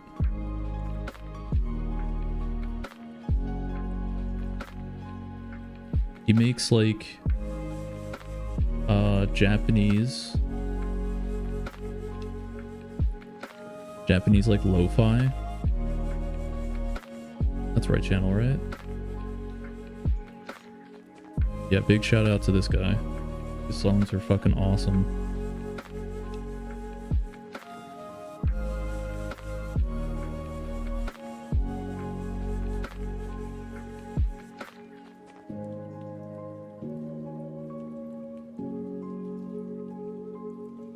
I was like listening to one of those like random like lo-fi like playlists that are just like copyright free, and then like it started playing like one of his songs and I was like, oh man, this actually sounds awesome, super relaxing, and I've been hooked ever since.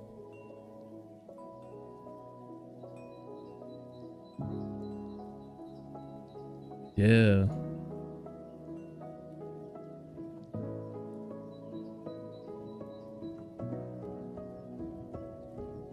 They really are dope.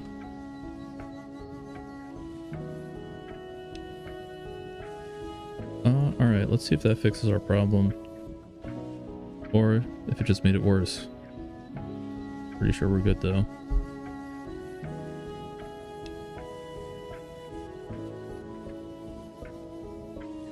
Worst case scenario, I just make my own custom target data, then I just build the serializer for it. All that good shit. Yo, Dan, what's up? Going well. We're making a new type of ability.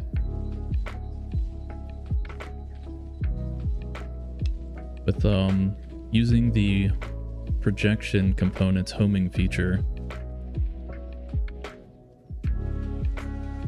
I haven't actually tested it before, but it is pretty cool.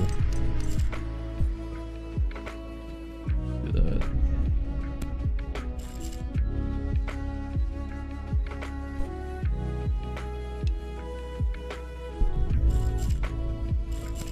Okay. So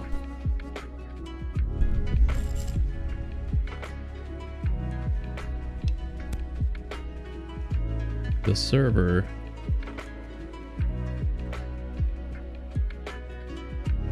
knows about the direct target. The client does not. Which is kind of weird because I always thought the a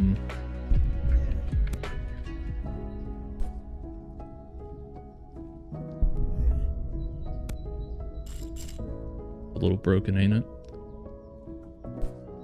I thought the actual hit result was replicated. Interesting. Yeah. It's a little broken. Like being able to hit somebody, like you just highlight over them, run over here, then shoot, and it just goes over your head right to them. A little broken. All right, we gotta find another way to replicate the data, which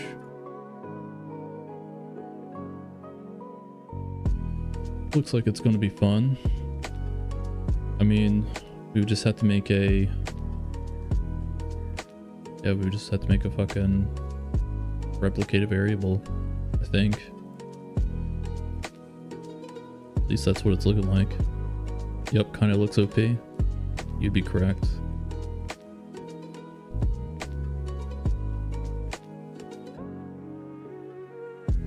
Now the one thing about making replicated variables like that is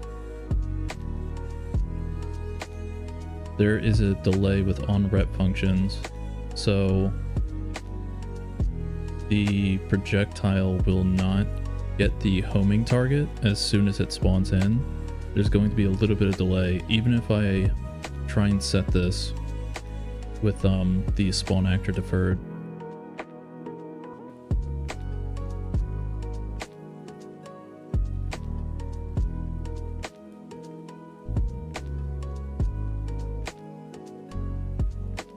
So how to make up for that delay?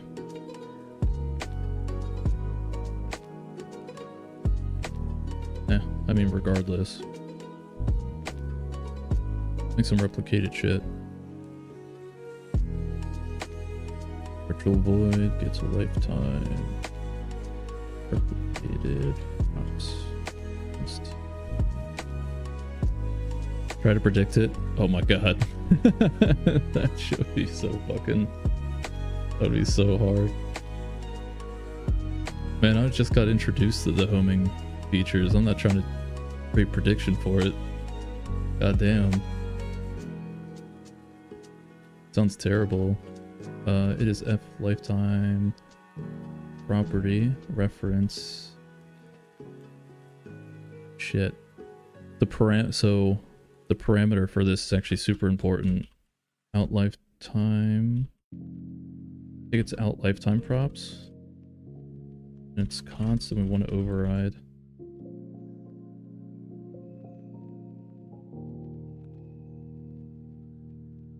The compiler is going to throw a fit if you get the parameter name wrong in this. Super specific.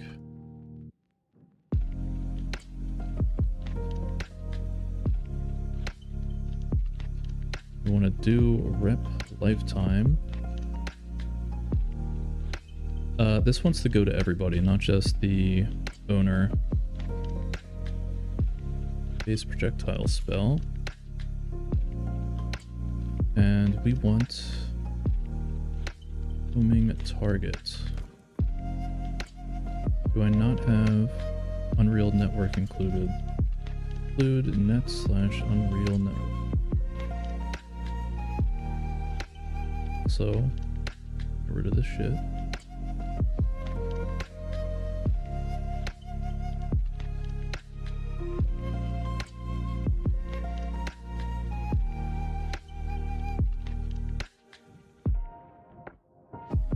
Okay. Now what we need to do, go to our homing target, mark this guy as replicated using, and we'll make a function called onRep homing target.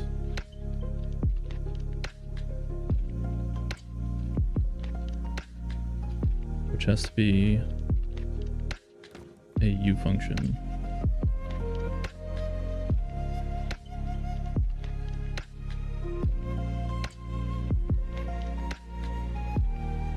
And in here,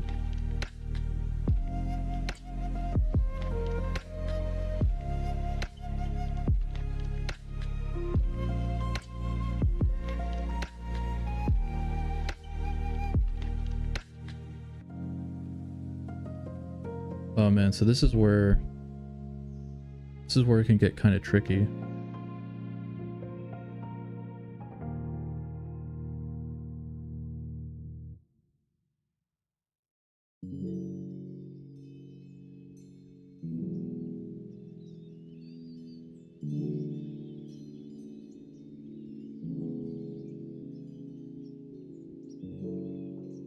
So I'm just like thinking of ways in my head to have this like update its position to match that of the server, right? For when this homing feature is actually replicated, because there will be a very slight delay. But maybe I'm like future pacing this way too much. Is there maybe a better way to do it?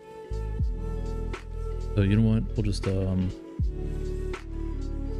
gonna toss a log in here so I can find out how bad the delay is.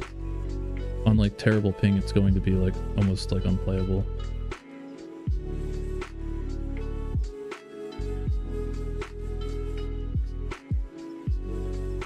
Damn.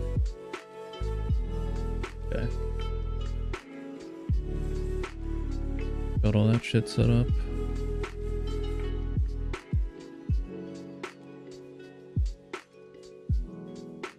Also, if I zoom in, is it easier to read for you guys?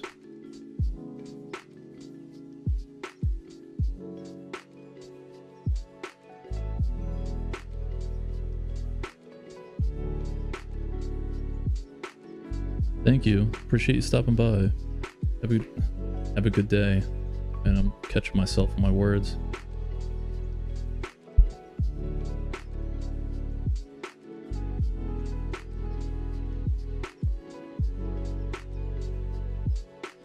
Try to predict it.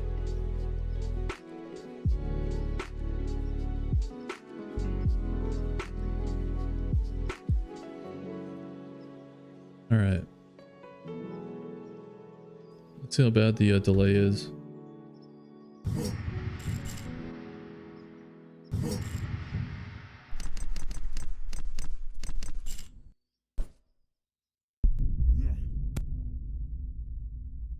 Actually, not that bad.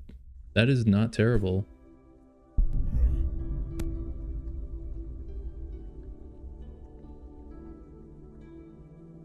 Yeah, I mean, shit.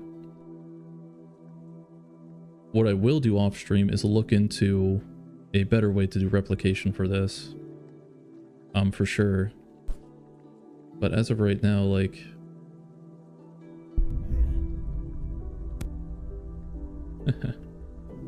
It's actually like really satisfying, I'm not gonna lie.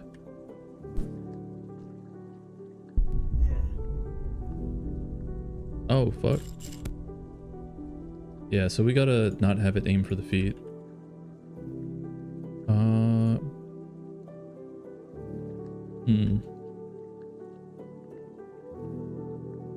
I wonder if we can aim for a socket.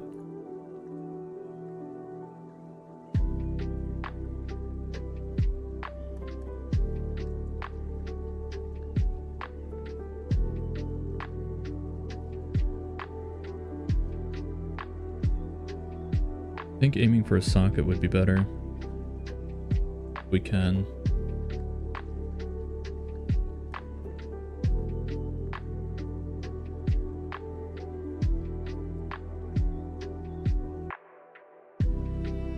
So we pass in the actor for the booming target here.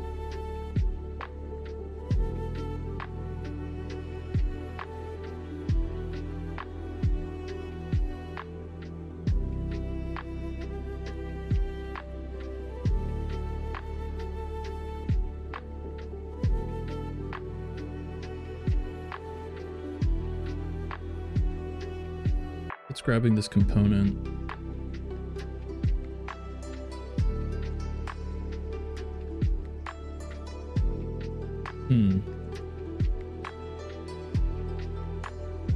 Let's look.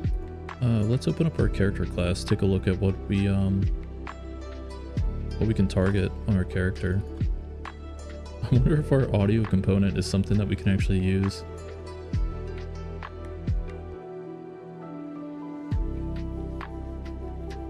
We just need something that is not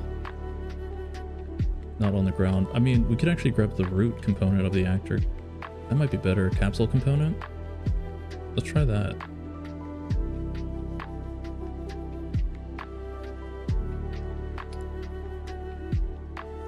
Here we go.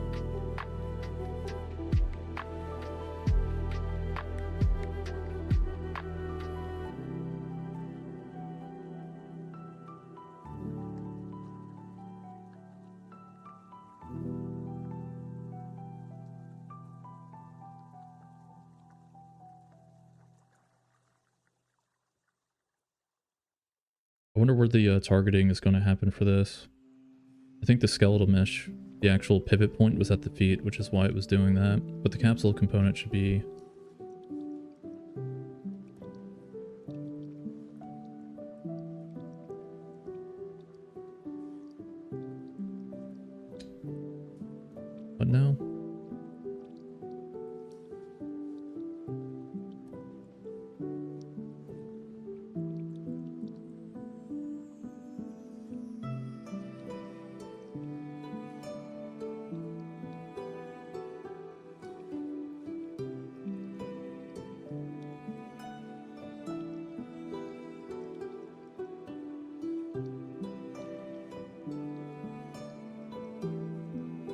This is probably something really simple.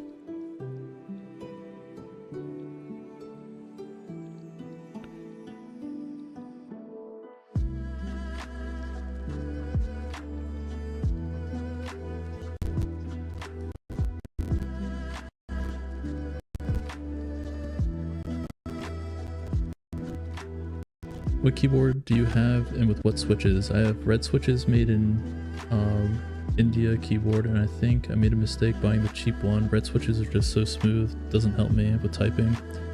That's a good that's a really good question. I have the like a Logitech keyboard.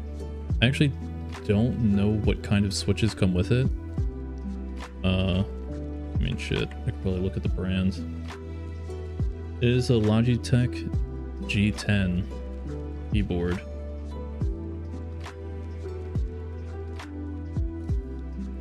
I do not know the switches on it though. It's all stock, if that makes a difference. I haven't really touched anything with it besides like cleaning it and shit. I know it's gonna throw this error again.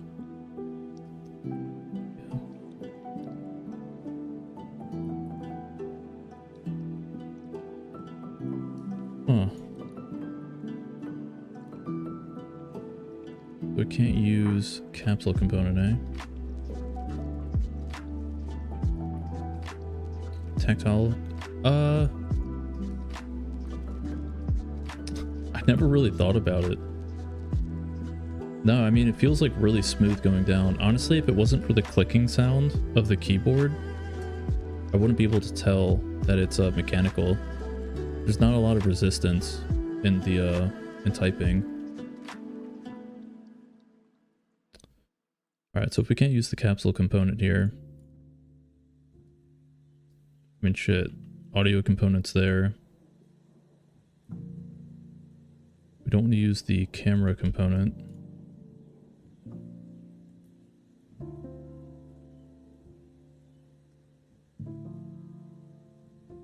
That'd be funny if we could actually use the arrow component.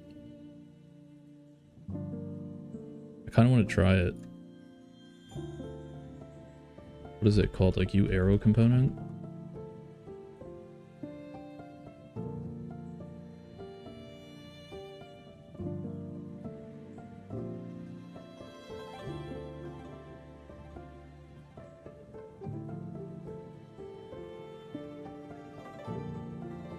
If it's a single homing target, you can add a billboard component with custom icon and move it around as a target location. That's probably what I'll end up doing.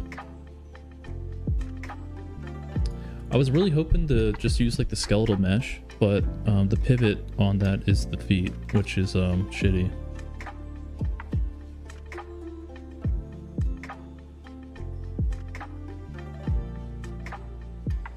Yeah, see? Pivot's right there.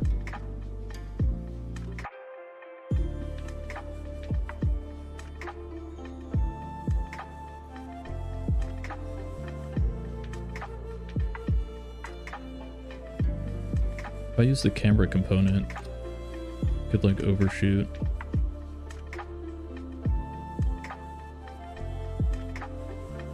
You know what's funny? I actually wonder if I can go in and make my own custom homing component to change that. Like why does it need scene component?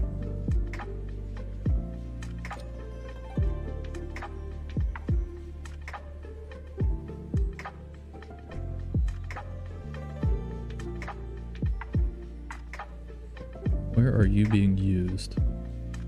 And can I change you?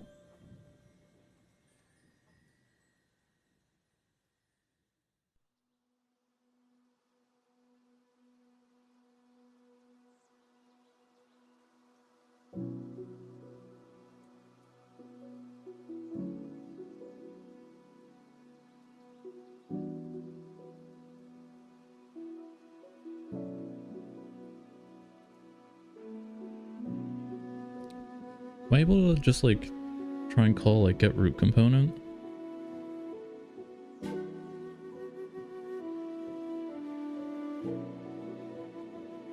Ooh, wait, is this overrideable? Oh, public. I might go in and change that right now.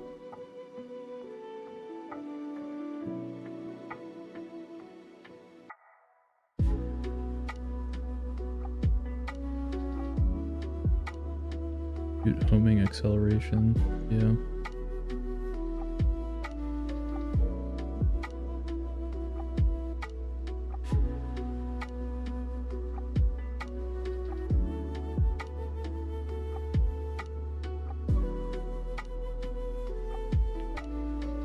So this is called in compute acceleration.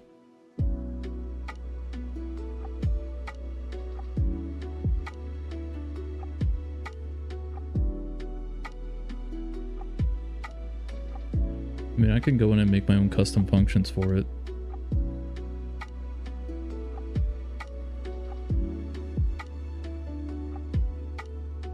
Oh, but the thing is I can't use B as homing projectile.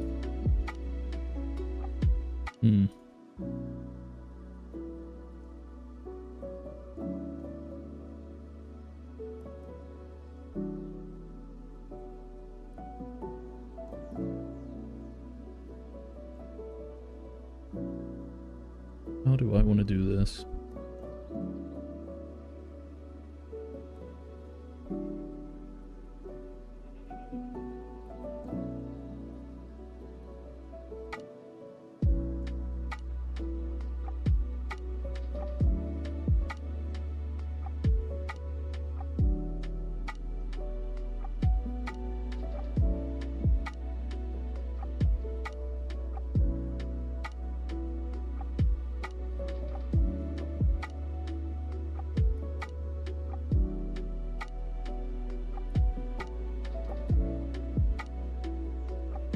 So I mean the capsule component is the root component.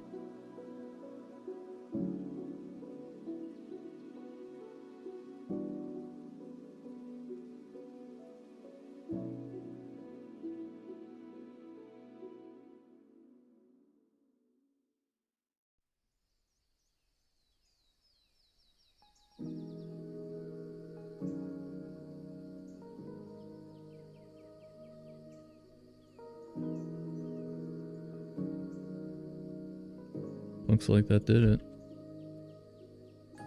Let's see what happens.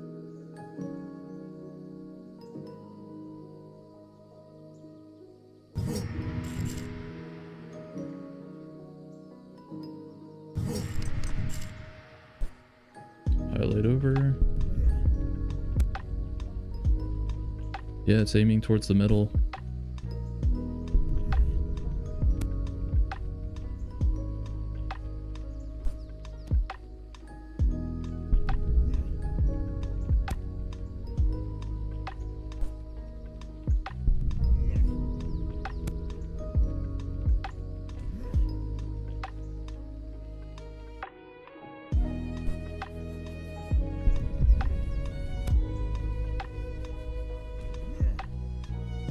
Pretty neat.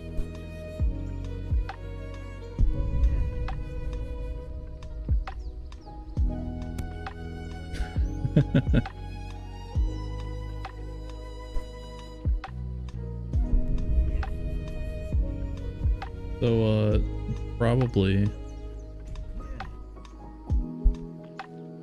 probably just going to, tweak the homing style of it a little bit. I'm gonna have it like arc towards like the target, but not like a crazy amount like that. It's like the character still has to aim, right? But like abilities that are a bit more expensive in like cooldown cost, I want to have like just a little bit easier time like reaching their targets. This is the thought process behind that. So I'll give like players like a little bit of aim assist on some things. Healing spells being one of them, because there's not going to be many. The billboard idea is really good though as well, because of the root component, which is the capsule. If like the homing feature is trying to overshoot that and it's like just like a little bit off, then I'll just put the billboard component on and have a more direct target.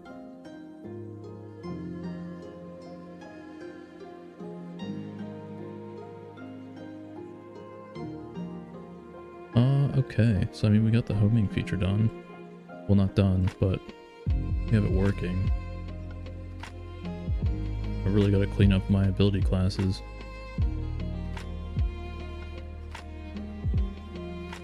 You know, I really want to move this, like remove that folder, because I always click on it every time I'm trying to go back in here.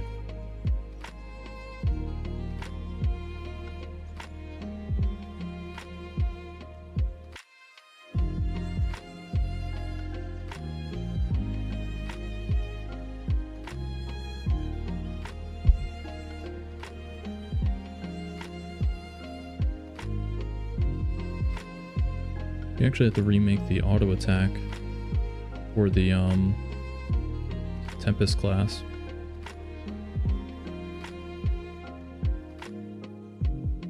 It's actually probably going to use a homing feature as well. Maybe not.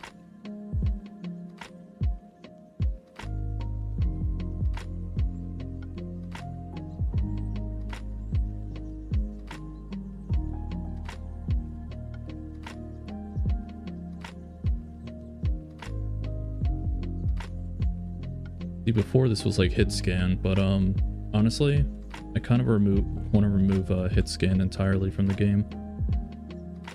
It's way too hard to balance like projectiles and hit scan in the same game.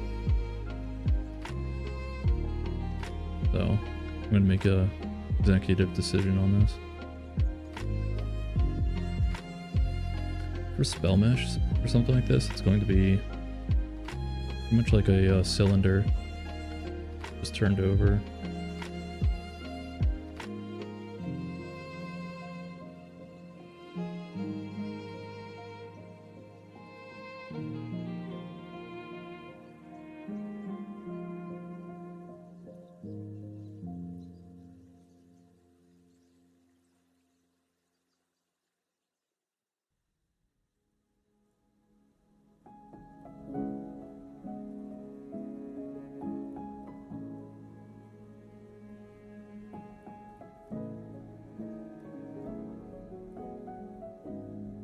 No gravity. We do not want it to expand. We do want it to damage on hit and activate on begin play.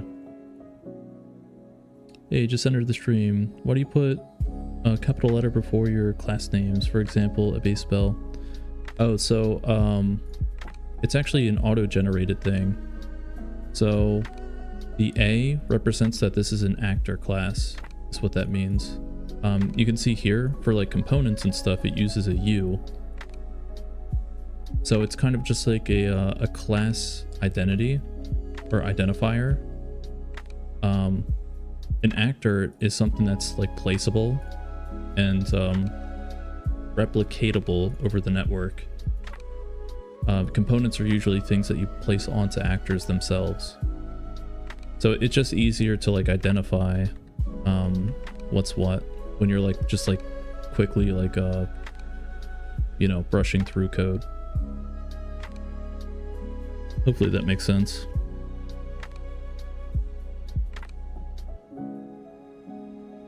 Yeah, it's not actually me putting it there. It's Unreal, but it's a good thing in the long run.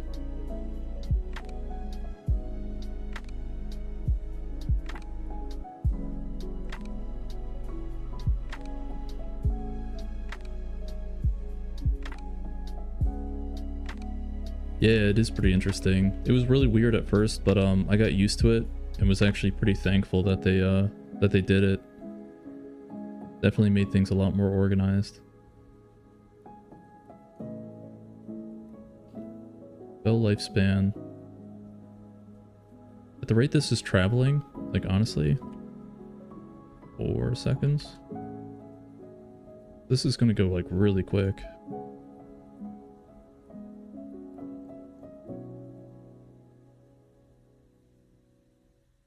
going to go into our lightning bolt class and actually reparent this. So let me mark this as new.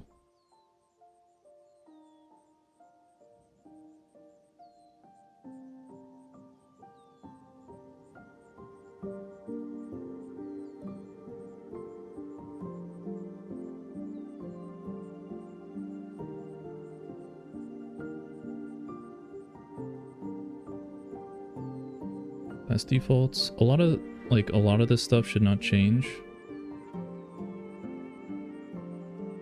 We should just have this be the only real difference.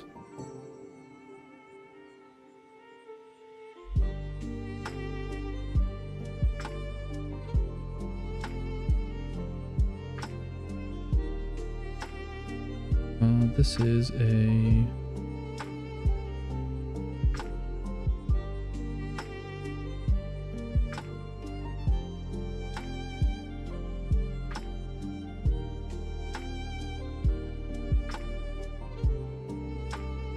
channel.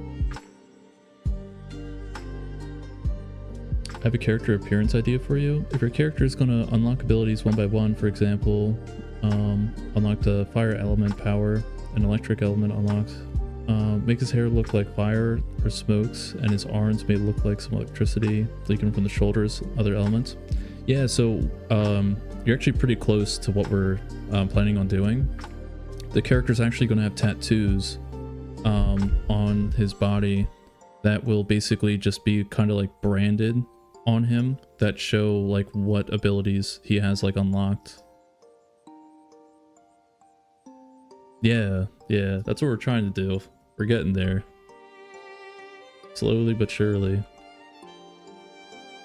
I just like to test out pretty much like everything we do to make it feel, or to make sure it feels like really good to use.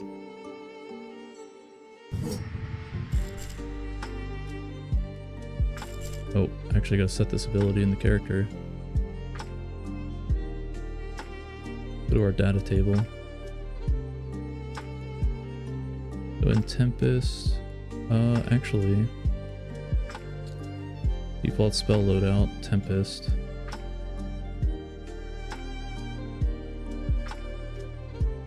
Where is the auto attack?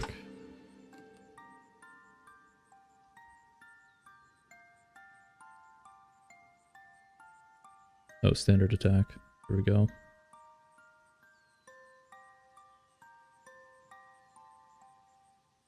Lightning bolts.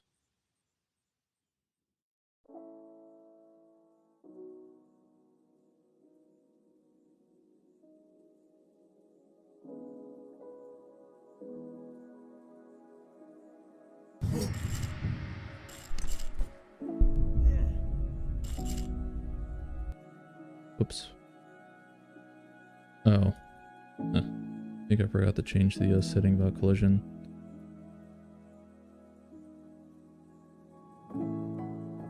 That is the old one. Here's the projectile.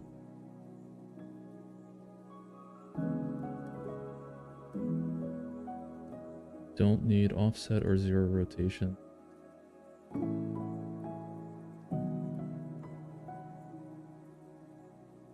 Do want to remove the static mesh on impact though.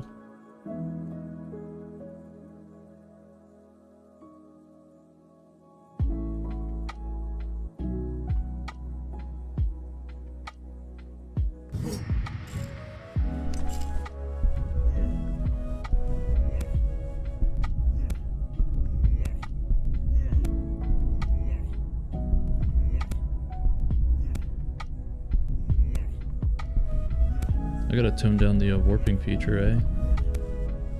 That is so trippy when you're moving away.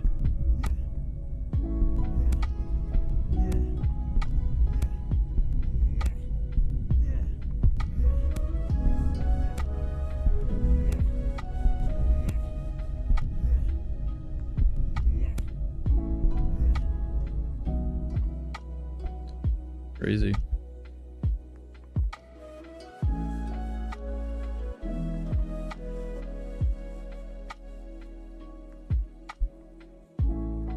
All right.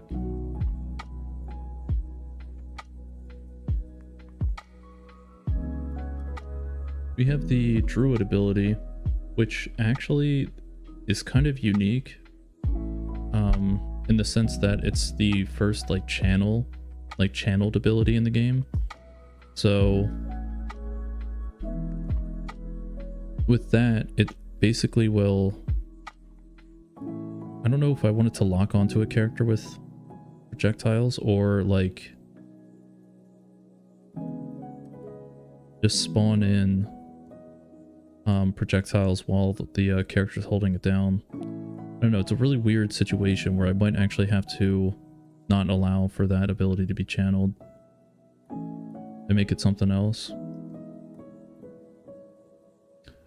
I might actually make the auto attack for the Druid class to be kind of like an AoE thing that does very small amounts of damage, but also applies a very small amount of healing when you're attacking. So what I'm thinking. I don't know. Gotta try it out. I may actually call the stream here. 2.5 hours. I am going to be working more, but I think it would be a pretty boring stream if I were to continue on with what I'm going to be doing. I'm essentially going to be looking up Niagara effects so we can start creating those for the abilities. And the way I test out Niagara effects is a very snail's pace process because I'm terrible with visuals. So I do like showing them off though. So tomorrow I should be streaming at 11:30 again as usual, and I'll share what I've made so far, and hopefully I have the Druid ability complete with effects as well. But yeah, that being said, I'll probably call it here for today. I appreciate y'all tuning in and watching. Tomorrow we'll have some more abilities, some more visuals, maybe a playtest, we'll see. This depends on if I break anything in the meantime. But we'll find out. So with that being said, wherever you are, have a great morning, evening, afternoon, or night. And till tomorrow at 11:30 Eastern. Peace.